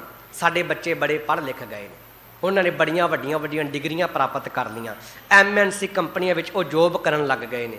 ਪਰ ਬਦਕਿਸਮਤੀ ਸਾਡੀ ਇਸੇ ਗੱਲ ਵਿੱਚ ਹੈ ਕਿ ਸਾਡੇ ਅੰਦਰੋਂ ਜਿਹੜੀ ਸ਼ਰਧਾ ਭਾਵਨਾ ਹੈ, ਵਿਸ਼ਵਾਸ ਹੈ, ਉਹ ਦਿਨ ਪ੍ਰਤੀ ਦਿਨ ਮੁੱਕਦਾ ਜਾ ਰਿਹਾ ਹੈ। ਉਹ ਨਾ ਅਸੀਂ ਖਤਮ ਕਰੀਏ। ਮੈਂ ਇੱਥੇ ਫਿਰ ਬਚਨ ਕਰਦਾ ਜਾਵਾਂ, ਮੈਂ ਅਕਸਰ ਇਹ ਬਚਨ ਕਰਦਾ ਹਾਂ, ਦੋ ਤਰ੍ਹਾਂ ਦਾ ਗੁਰੂ ਹੋਇਆ ਕਰਦਾ ਹੈ। ਇੱਕ ਵਿਅਕਤੀਤਵ ਗੁਰੂ ਤੇ ਦੂਜੇ ਗੁਰੂ ਕੌਣ ਨੇ? ਧੰਨ ਧੰਨ ਸਾਹਿਬ ਸ਼੍ਰੀ ਗੁਰੂ ਗ੍ਰੰਥ ਸਾਹਿਬ ਜੀ ਮਹਾਰਾਜ ਜੀ। ਵਿਅਕਤੀਤਵ ਗੁਰੂ ਕੌਣ ਹੈ? ਜਿਹੜਾ ਸਾਨੂੰ ਸ਼ਬਦ ਗੁਰੂ ਦੇ ਗਿਆਨ ਨਾਲ ਜੋੜ ਦੇਵੇ, ਜਿਹੜਾ ਗੁਰੂ ਗ੍ਰੰਥ ਸਾਹਿਬ ਦੀ ਵਿਚਾਰਧਾਰਾ ਨਾਲ ਸਾਨੂੰ ਜੋੜ ਦੇਵੇ, ਉਹ ਵਿਅਕਤੀ ਤਬ ਗੁਰੂ ਹੈ। ਹਾਂ, ਉਹ ਸਾਡੇ ਲਈ ਸਤਿਕਾਰਯੋਗ ਹੈ, ਰਿਸਪੈਕਟੇਬਲ ਹੈ, ਪਰ ਉਹ ਰੱਬ ਨਹੀਂ ਹੈ। ਇੱਕ ਜਿਵੇਂ ਟੀਚਰ ਹੈ ਨਾ, ਬੱਚੇ ਨੇ ਕਰਨਾ ਕੀ ਹੈ, ਡਿਗਰੀ ਪ੍ਰਾਪਤ ਕਰਨੀ ਹੈ, ਪਰ ਉਹ ਡਿਗਰੀ ਲੈਣੀ ਕਿਵੇਂ ਹੈ, ਉਹਦੀ ਜਾਚਨਾ ਉਹਨੂੰ ਇੱਕ ਟੀਚਰ ਹੀ ਦੇ ਸਕਦਾ ਹੈ। ਟੀਚਰ ਹੀ ਉਹਨੂੰ ਪੜ੍ਹਾਉਂਦਾ ਸਕੂਲ ਦੇ ਵਿੱਚ, ਉਹ ਉਹਨੂੰ ਦੱਸਦਾ ਬੱਚੇ ਇਹ ਸਬਜੈਕਟ ਨੂੰ ਤੂੰ ਇੱਦਾਂ ਕਰਕੇ ਆਸਾਨੀ ਨਾਲ ਪਾਸ ਕਰ ਸਕਦਾ ਹੈ। ਗੁਰੂ ਗ੍ਰੰਥ ਸਾਹਿਬ ਦੀ ਜਿਹੜੀ ਬਾਣੀ ਹੈ, ਇਹ ਅਗਾਧ ਬੋਧ ਬਾਣੀ ਹੈ, ਇਹ ਨਿਰੰਕਾਰ ਦੇ ਘਰ ਦੀ ਬਾਣੀ ਹੈ। ਲੋਕ ਜਾਣੇ ਇਹ ਗੀਤ ਹੈ, ਇਹ ਤੋਂ ਬ੍ਰਹਮ ਵਿਚਾਰ, ਇਹ ਬ੍ਰਹਮ ਦੇ ਘਰ ਦੀ ਬਾਣੀ ਹੈ। ਤੇ ਹੁਣ ਉਸ ਬ੍ਰਹਮ ਦੇ ਘਰ ਦੀ ਬਾਣੀ ਨੂੰ ਸਮਝਣ ਵਾਸਤੇ ਵਿਅਕਤੀਤਵ ਗੁਰੂ ਦਾ ਹੋਣਾ ਬੜਾ ਜ਼ਿਆਦਾ ਜ਼ਰੂਰੀ ਹੈ। ਵਿਅਕਤੀਤਵ ਗੁਰੂ ਸਾਨੂੰ ਸ਼ਬਦ ਗੁਰੂ ਦੀ ਵਿਚਾਰ ਦੇ ਨਾਲ ਜੋੜਦਾ ਹੈ। ਪਰ ਹਾਂ, ਵਿਅਕਤੀਤਵ ਗੁਰੂ ਨੂੰ ਵਿਅਕਤੀਤਵ ਹੀ ਕਰਕੇ ਮੰਨੀਏ, ਉਹਨੂੰ ਰੱਬ ਬਣਾਉਣ ਦੀ ਲੋੜ ਨਹੀਂ ਹੈ। ਉਹਦਾ ਸਤਿਕਾਰ ਕਰੋ, ਉਹਦੀ ਰਿਸਪੈਕਟ ਕਰੋ, ਉਹਨੂੰ ਬਣਦਾ ਉਹਦਾ ਆਦਰ ਦਿਓ, ਉਹਨੂੰ ਬਣਦਾ ਉਹਦਾ ਧਨ ਦਿਓ, ਜਿਹੜੀ ਚੀਜ਼ ਦੀ ਉਹਨੂੰ ਲੋੜ ਹੈ ਉਹ ਦਿਓ। ਪਰ ਸਾਡੇ ਲਈ ਬਚਨ ਕੀ ਹੈ? ਸਭ ਸਿੱਖਣ ਕੋ ਹੁਕਮ ਹੈ, ਗੁਰੂ ਮਾਨਿਓ ਗ੍ਰੰਥ। ਤੇ ਸਾਡੇ ਗੁਰੂ ਕੌਣ ਨੇ? ਗੁਰੂ ਗ੍ਰੰਥ ਸਾਹਿਬ ਜੀ ਨੇ। ਗੁਰੂ ਗ੍ਰੰਥ ਸਾਹਿਬ ਜੀ ਨੂੰ ਹੀ ਮੰਨ ਕੇ ਚੱਲਣਾ ਹੈ, ਪਰ ਰਿਸਪੈਕਟ ਅਸੀਂ ਵਿਅਕਤੀਤਵ ਗੁਰੂ ਦੀ ਵੀ ਕਰਨੀ ਹੈ। ਸੋ ਦੋਨੇ ਤਰ੍ਹਾਂ ਦਾ ਸਾਡੇ ਕੋਲ ਇਹ ਗੁਰੂ ਨੇ। ਤੇ ਹੁਣ ਇੱਥੇ ਸਾਹਿਬ ਜੀ ਨੇ ਇਹ ਹੀ ਜ਼ਿਕਰ ਕੀਤਾ, ਕਹਿੰਦੇ ਕੋਈ ਸੰਤ ਜਨ ਮਹਾਤਮਾ, ਕੋਈ ਕਰਨੀ ਵਾਲਾ, ਜਿਹੜਾ ਮੈਨੂੰ ਮੇਰੇ ਗੁਰੂ ਦੇ ਨਾਲ ਜੋੜ ਦਿੰਦਾ ਹੈ, ਜਿਹੜਾ ਮੈਨੂੰ ਪਰਮਾਤਮਾ ਦੀ ਇਬਾਦਤ ਦੇ ਨਾਲ ਜੋੜ ਦਿੰਦਾ ਹੈ। ਪਾਉ ਪਖਾਲਾਂ ਤਿਸਕੇ ਮਨ ਤਨ ਨਿਤ ਭਾਵੋਂ, ਮੈਂ ਉਹਦੇ ਚਰਨਾਂ ਦੀ ਸੇਵਾ ਕਰਾਂ, ਮੈਂ ਉਹਦੇ ਮਨ ਵਿੱਚ, ਉਹਦੇ ਤਨ ਵਿੱਚ ਚੰਗਾ ਲੱਗਾ। ਚੰਗਾ ਲੱਗਣ ਦਾ ਮੀਨਿੰਗ ਹੀ ਇਹ ਹੈ ਕਿ ਮੈਂ ਉਹ ਕਾਰਜ ਕਰਾਂ ਜਿਹੜੇ ਉਹਨੂੰ ਚੰਗੇ ਲੱਗਣ। ਤੇ ਮੇਰਾ ਉਹ ਕੀਤਾ ਹੋਇਆ ਕਿਸ ਕੰਮ ਦਾ ਜਿਹੜਾ ਮੇਰੇ ਸਤਿਗੁਰਾਂ ਨੂੰ ਚੰਗਾ ਹੀ ਨਹੀਂ ਲੱਗਦਾ, ਮੇਰੇ ਗੁਰੂ ਨੂੰ ਚੰਗਾ ਹੀ ਨਹੀਂ ਲੱਗਦਾ। ਕਹਿਣ ਤੋਂ ਮੁਰਾਦ ਅਸੀਂ ਉਹੀ ਕੰਮ ਸਾਨੂੰ ਸ਼ੋਭਦੇ ਹਨ, ਸਾਨੂੰ ਉਹੀ ਕਾਰਜ ਚੰਗੇ ਲੱਗਦੇ ਹਨ ਜਿਹੜੇ ਕਾਰਜ ਵਿੱਚ ਮੇਰਾ ਸਤਿਗੁਰੂ ਆਪ ਵਰਤਦਾ ਹੈ। ਤੇ ਜਿਹੜੇ ਕਾਰਜ ਵਿੱਚ ਸਤਿਗੁਰੂ ਆਪ ਵਰਤੇਗਾ ਨਾ, ਤੇ ਉਸ ਕਾਰਜ ਦੇ ਪਰਥਾਏ ਆਪਾਂ ਇਹ ਗੱਲ ਕਹਿ ਸਕਦੇ ਹਾਂ, ਸੰਤਾਂ ਕੇ ਕਾਰਜ ਹਰ ਕੰਮ ਕਰਾਵਣ। ਉਹਨਾਂ ਦੇ ਕੰਮ ਵੀ ਫਿਰ ਪਰਮਾਤਮਾ ਆਪ ਹੀ ਕਰਾਉਣ ਵਾਸਤੇ ਆਏਗਾ, ਸਾਨੂੰ ਕਰਨਾ ਹੀ ਨਹੀਂ ਪਏਗਾ, ਜਿਹੜਾ ਕੰਮ ਮੇਰੇ ਸਤਿਗੁਰਾਂ ਨੂੰ ਚੰਗਾ ਲੱਗੇਗਾ। ਹੁਣ ਸਾਨੂੰ ਇਹ ਪਤਾ ਕਰਨਾ ਪਏਗਾ ਕਿ ਸਤਿਗੁਰ ਨੂੰ ਮੇਰਾ ਕਿਹੜਾ ਕੰਮ ਚੰਗਾ ਲੱਗਦਾ ਹੈ ਤੇ ਕਿਹੜਾ ਚੰਗਾ ਨਹੀਂ ਲੱਗਦਾ। ਇਹ ਹੁਣ ਸਾਨੂੰ ਕਿਵੇਂ ਪਤਾ ਚੱਲੇਗਾ? ਸਾਡੇ ਕੋਲ ਪਹਿਲਾ ਸ਼ਬਦ ਹੈ ਅਰਦਾਸ, ਬੇਨਤੀ। ਸੰਸਾਰ ਭਰ ਵਿੱਚ ਜਿੰਨਾ ਮਰਜ਼ੀ ਕੋਈ ਕੰਮ ਰੁਕਿਆ ਹੋਵੇ, ਇਹ ਬਚਨ ਪਾਲ ਲੈਣਾ, ਜਿੰਨਾ ਮਰਜ਼ੀ ਕੋਈ ਕੰਮ ਰੁਕਿਆ ਹੋਵੇ, ਸਾਡੇ ਕੋਲ ਇੱਕ ਚੌਥੀ ਬਾਣੀ ਹੈ ਨਿਤਨੇਮ ਦੀ, ਜਿਹਨੂੰ ਅਸੀਂ ਕਹਿੰਦੇ ਹਾਂ ਚੌਪਈ ਸਾਹਿਬ ਦੀ ਬਾਣੀ। ਤੇ ਪਹਿਲੀਆਂ ਪੰਕਤੀਆਂ ਦਾ ਜ਼ਿਕਰ ਕਰਾਂ, ਹਮਰੀ ਕਰੋ ਹਾਥ ਦੇ ਰੱਛਾ ਪੂਰਨ ਹੋਏ, ਪਿਆਰ ਸਤ 5 ਤੋਂ 7 ਮਿੰਟਾਂ ਵਿੱਚ ਪੜ੍ਹੀ ਜਾਣ ਵਾਲੀ ਬਾਣੀ ਹੈ। ਪਿਆਰ ਸਤ 5-7 ਮਿੰਟ ਲਾ ਕੇ ਚੌਪਈ ਸਾਹਿਬ ਦਾ ਪਾਠ ਕਰੋ ਤੇ ਦੋਵੇਂ ਹੱਥ ਜੋੜ ਲਵੋ। ਦੋਵੇਂ ਹੱਥ ਜੋੜ ਕੇ ਕਹੋ, ਮੇਰੇ ਸਤਿਗੁਰਾ, ਮੈਂ ਇਹ ਕਾਰਜ ਕਰਨ ਜਾ ਰਿਹਾ, ਹੁਣ ਤੁਸੀਂ ਦੱਸੋ ਮੈਂ ਇਹ ਕਾਰਜ ਕਰਾਂ ਕਿ ਨਾ ਕਰਾਂ, ਤੁਸੀਂ ਆਪਣਾ ਹੁਕਮ ਦੱਸੋ। ਉਸ ਤੋਂ ਬਾਅਦ ਅਸੀਂ ਗੁਰੂ ਦਾ ਹੁਕਮ ਲੈਣਾ ਹੈ। ਜਦੋਂ ਅਸੀਂ ਗੁਰੂ ਦਾ ਹੁਕਮ ਲੈਣਾ ਤੇ ਸੱਚ ਜਾਣਨਾ, ਯਕੀਨਨ ਸੱਚ ਜਾਣਨਾ, ਜੋ ਗੁਰੂ ਨੂੰ ਭਾਏਗਾ ਉਹੀ ਹੁਕਮ ਸਾਡੇ ਸਾਹਮਣੇ ਆਏਗਾ। ਜਦੋਂ ਅਸੀਂ ਉਸ ਹੁਕਮ ਦੇ ਰਾਹ ਦੇ ਉੱਪਰ ਚੱਲਾਂਗੇ ਨਾ, ਤੇ ਯਕੀਨਨ ਸੱਚ ਕਰਕੇ ਜਾਣ ਲੈਣਾ, ਸਾਡਾ ਉਹ ਕਾਰਜ ਕਿਸੇ ਹਾਲਤ ਵਿੱਚ ਵੀ ਅਸਫਲਾ ਹੋ ਹੀ ਨਹੀਂ ਸਕਦਾ। ਜਿਹੜਾ ਹੁਕਮ ਗੁਰੂ ਦਾ ਦੱਸਿਆ ਹੋਏਗਾ, ਅਸੀਂ ਉਹ ਰਾਹ ਤੇ ਚੱਲਣਾ ਸ਼ੁਰੂ ਕਰ ਦਈਏ, ਸਾਡਾ ਉਹ ਕਾਰਜ ਆਪਣੇ ਆਪ ਹੀ ਰਾਸ ਹੋ ਜਾਏਗਾ। ਕਿਉਂਕਿ ਗੁਰੂ ਰਹਿਮਤ ਕਰਦਾ ਹੈ, ਗੁਰੂ ਬਖਸ਼ਿਸ਼ ਕਰਦਾ ਹੈ। ਗੁਰੂ ਨਾਨਕ ਸਾਹਿਬ ਜੀ ਮਹਾਰਾਜ ਕਹਿੰਦੇ ਹੈ ਨਾ, ਕੀਤਾ ਹੋਵੇ ਕਰੈ ਕਰਾਇਆ, ਤਿਸ ਕਿਆ ਕਹੀਆ ਭਾਈ, ਜੋ ਕਿਛ ਕਰਨਾ ਸੋ ਕਰ ਰਹਿਆ, ਕਿਤੇ ਕਿਆ ਚਤੁਰਾਈ। ਕਿ ਉਸ ਮਾਲਿਕ ਅੱਗੇ ਕੋਈ ਚਤੁਰਾਈ ਨਹੀਂ ਹੈ, ਕਿਉਂਕਿ ਸਾਰਾ ਹੁਕਮ ਹੀ ਉਹਦਾ ਵਰਤ ਰਿਹਾ ਹੈ, ਸਾਰਾ ਹੁਕਮ ਹੀ ਉਹਦਾ ਹੈ। ਹੁਕਮ ਪਿਆ ਪਰਵਾਨਾ ਲਿਖਿਆ, ਬੋਹੜ ਹੁਕਮ ਨਾ ਹੋਈ, ਜੈਸਾ ਲਿਖਿਆ ਤੈਸਾ ਪੜਿਆ, ਮੇਟ ਨਾ ਸਕੈ ਕੋਈ। ਤੇ ਉਹਦੇ ਹੁਕਮ ਨੂੰ ਕੋਈ ਟਾਲ ਨਹੀਂ ਸਕਦਾ। ਇਸੇ ਕਰਕੇ ਸਦਾ ਚੌਪਈ ਸਾਹਿਬ ਦਾ ਪਾਠ ਕਰਕੇ ਦੋਵੇਂ ਹੱਥ ਜੋੜ ਕੇ ਤੇ ਅਰਦਾਸ ਕਰੋ, ਮੇਰੇ ਮਾਲਕਾ ਮੈਂ ਫਲਾਣਾ ਕਾਰਜ ਕਰਦਾ, ਕਰਾਂ ਕਿ ਨਾ ਕਰਾਂ। ਜਿਹੜਾ ਗੁਰੂ ਦਾ ਹੁਕਮ ਆਇਆ ਉਹਦੇ ਅਨੁਸਾਰ ਚੱਲ ਲੈਣਾ, ਤੇ ਕਿਸੇ ਤਰ੍ਹਾਂ ਦਾ ਕੋਈ ਵਿਘਨ ਪੈ ਹੀ ਨਹੀਂ ਸਕਦਾ। ਵਿਘਨ ਬਿਨਾਸਨ ਸਭ ਦੁੱਖ ਨਾਸਨ, ਸਤਿਗੁਰੂ ਨਾਮ ਦ੍ਰਿੜਾਇਆ।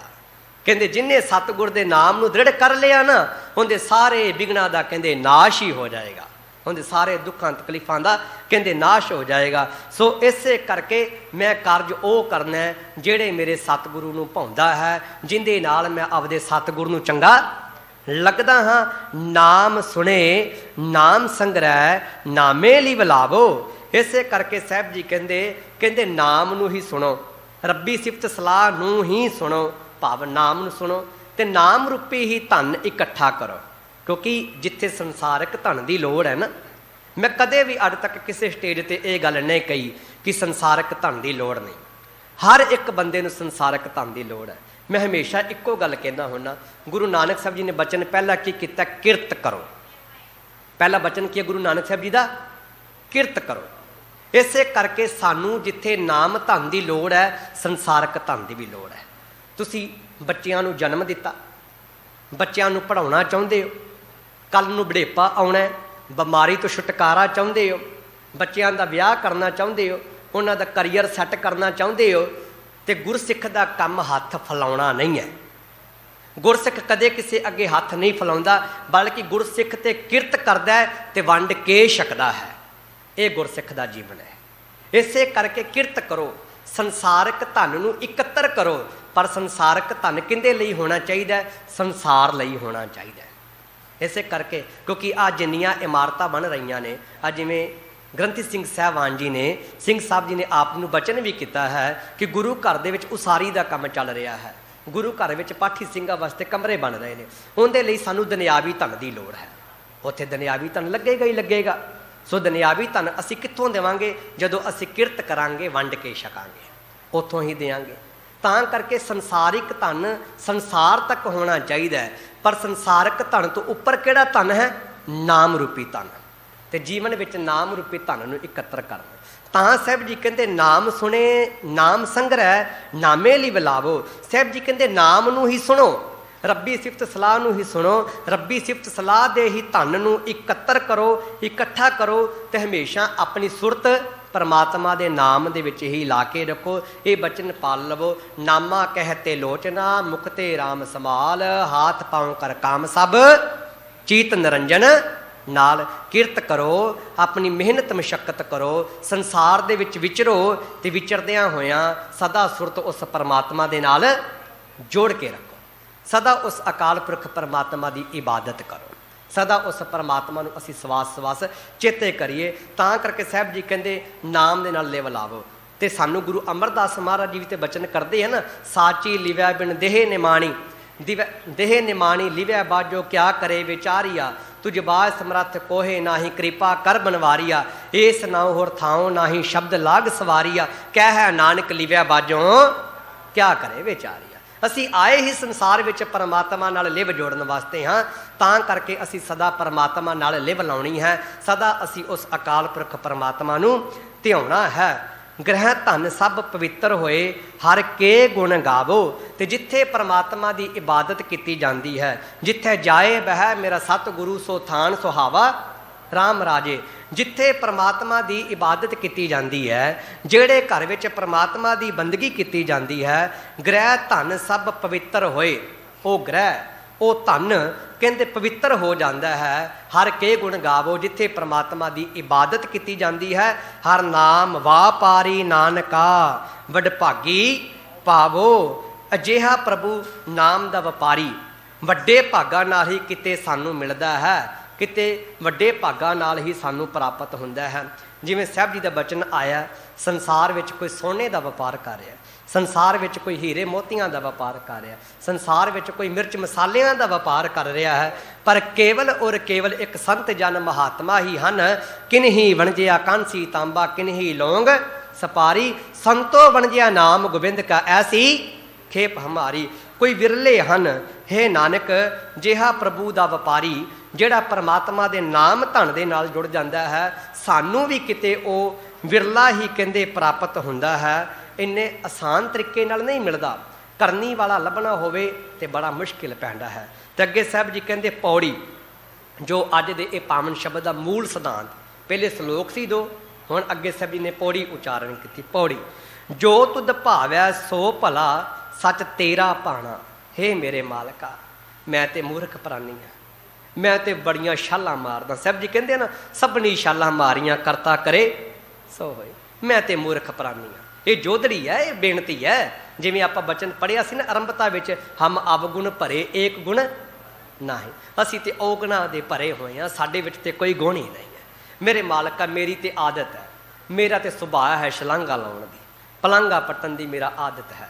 ਮੈਂ ਹਮੇਸ਼ਾ ਚਾਹੁੰਦਾ ਇਹ ਵੀ ਮੈਨੂੰ ਮਿਲ ਜਾਏ, ਇਹ ਵੀ ਮੈਨੂੰ ਮਿਲ ਜਾਏ, ਬਸ ਸੰਸਾਰ ਵਿੱਚ ਮੇਰਾ ਹੀ ਨਾਮ ਨਾ ਹੋਵੇ, ਮੇਰੀ ਜੈ ਜੈਕਾਰ ਹੋਵੇ, ਲੋਕ ਮੈਨੂੰ ਹੀ ਯਾਦ ਕਰਨ, ਇਹ ਤਾਂ ਮੈਂ ਹਮੇਸ਼ਾ ਹੀ ਚਾਹੁੰਦਾ ਹਾਂ। ਪਰ ਮੇਰੇ ਮਾਲਕ ਜੀ ਮੈਨੂੰ ਇੰਨੀ ਕੁ ਕਿਰਪਾ ਕਰ ਦਿਓ, ਜੋ ਤੁਧ ਭਾਵਿਆ ਸੋ ਭਲਾ ਸੱਚ ਤੇਰਾ ਪਾਣਾ।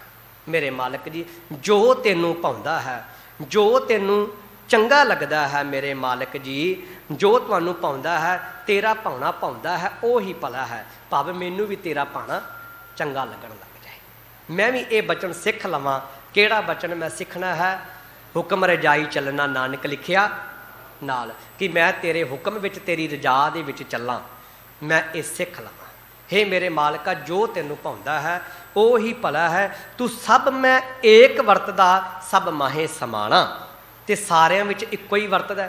ਬਚਨ ਯਾਦ ਕਰ ਲਵੋ, ਸਭ ਮੈਂ ਜੋਤ ਜੋਤ ਹੈ, ਸੋਏ ਤਿਸ ਦਾ ਚਾਨਣ, ਸਭ ਮੈਂ ਚਾਨਣ ਹੋਏ। ਸਾਰਿਆਂ ਵਿੱਚ ਇੱਕੋ ਹੀ ਵਰਤਦਾ ਹੈ। ਇਸੇ ਕਰਕੇ ਸਾਰਿਆਂ ਵਿੱਚ ਇੱਕੋ ਹੀ ਵਰਤਦਾ ਹੈ, ਸਭ ਵਿੱਚ ਇੱਕੋ ਹੀ ਵਿਆਪਕ ਹੈ, ਤੇ ਸਾਰਿਆਂ ਵਿੱਚ ਸਮਾਇਆ ਵੀ ਉਹ ਇੱਕੋ ਹੀ ਹੋਇਆ ਹੈ। ਹਰ ਵਿੱਚ ਇੱਕੋ ਸਮਾਇਆ, ਹੋਰ ਦੂਜਾ ਹੈ ਹੀ ਨਹੀਂਗਾ। ਜਦ ਉਹਨੂੰ ਪੈਦਾ ਕਰਨ ਵਾਲੀ ਮਾਂ ਨਹੀਂ ਹੋਈ, ਜਦ ਉਹਨੂੰ ਪੈਦਾ ਕਰਨ ਵਾਲਾ ਕੋਈ ਅੱਜ ਤੱਕ ਬਾਪ ਨਹੀਂ ਹੋਇਆ, ਫਿਰ ਉਹਦੇ ਵਰਗਾ ਦੂਜਾ ਹੋ ਵੀ ਕਿਵੇਂ ਸਕਦਾ? ਉਹ ਅਜੂਨੀ ਹੈ, ਜੁਨਾ ਤੋਂ ਰਹਿਤ ਹੈ, ਸਹਿਭੰ, ਆਪਣੇ ਆਪ ਤੋਂ ਪੈਦਾ ਹੋਣ ਵਾਲਾ ਹੈ। ਤਾਂ ਕਰਕੇ ਉਹ ਇੱਕੋ ਹੀ ਹਰ ਇੱਕ ਥਾਂ 'ਤੇ ਵਿਆਪਕ ਹੈ, ਤੇ ਸਾਰਿਆਂ ਵਿੱਚ ਇੱਕੋ ਹੀ ਸਮਾਇਆ ਹੋਇਆ ਹੈ। ਥਾਂ ਥਨੰਤਰ ਰਵ ਰਿਹਾ, ਜੀ ਅੰਦਰੇ ਜਾਣਾ।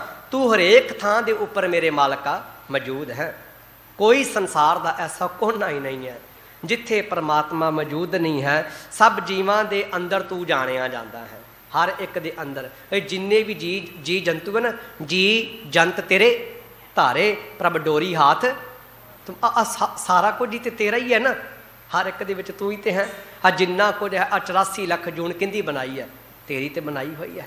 ਰੰਗੀ ਰੰਗੀ ਭਾਤੀ ਕਰ ਕਰ ਜਿਨਸੀ, ਮਾਇਆ ਜਿਨ ਉਪਾਈ, ਕਰ ਕਰ ਦੇਖਿਆ ਕੀਤਾ ਆਪਣਾ, ਜਿਉਂ ਤਿਸ ਦੀ ਵਡਿਆਈ।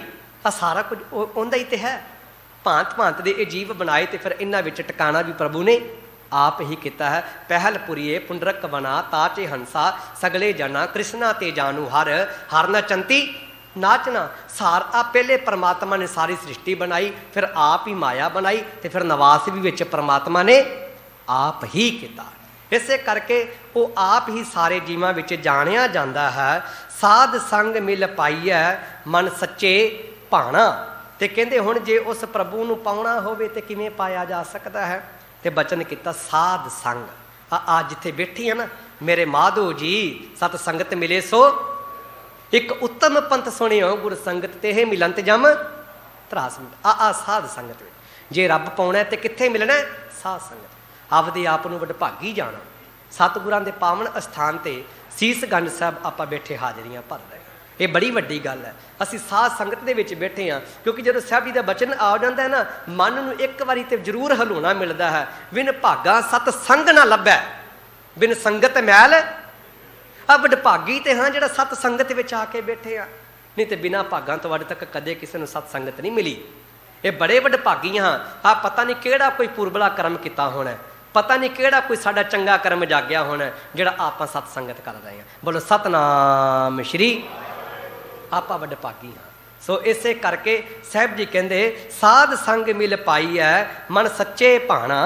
ਕਹਿੰਦੇ ਹੇ ਭਲਿਆ ਮਨੁੱਖਾ, ਸਦਾ ਥਿਰ ਰਹਿਣ ਵਾਲੇ ਪਰਮਾਤਮਾ ਨੂੰ ਜੇ ਪਾਉਣਾ ਚਾਹੁੰਦਾ ਹੈ, ਪਹਿਲੇ ਤਾਂ ਸਾਧ ਸੰਗਤ ਵਿੱਚ ਆ ਜਾ, ਫਿਰ ਉਹਦੇ ਭਾਣੇ ਨੂੰ ਆਪਣੇ ਮਨ ਵਿੱਚ ਵਸਾ ਲੈ। ਉਹਦਾ ਭਾਣਾ ਸਤ ਸੰਗਤ ਵਿੱਚ ਮਿਲ ਕੇ ਤੇ ਵਸਾਲ ਹੈ, ਕਿਉਂਕਿ ਸਤ ਸੰਗਤ ਤੋਂ ਬਿਨਾਂ ਹੋਰ ਉਹ ਕਿਤੇ ਨਹੀਂ ਲੱਭਣਾ।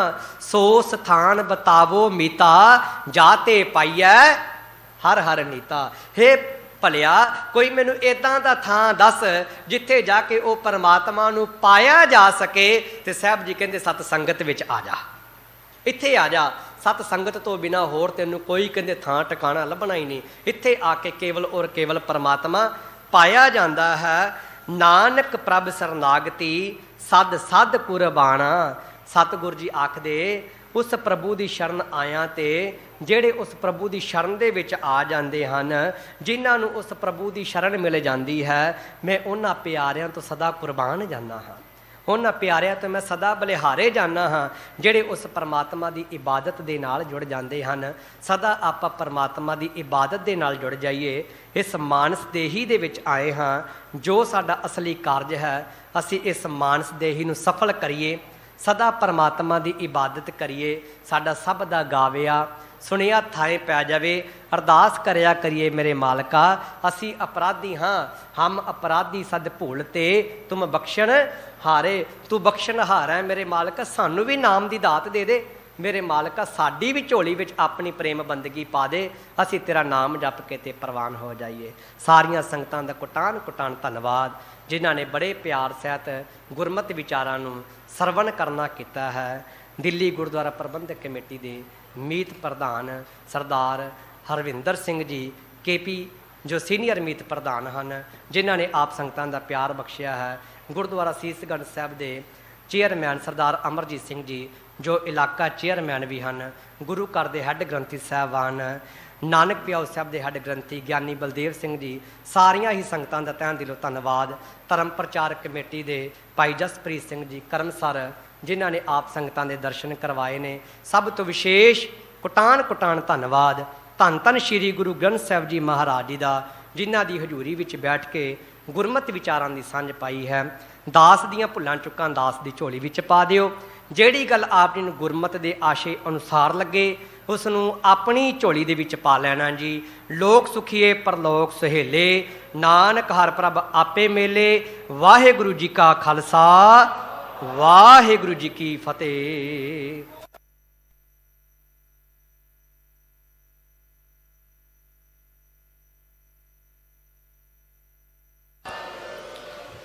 ਵਾਹਿਗੁਰੂ ਵਾਹਿਗੁਰੂ।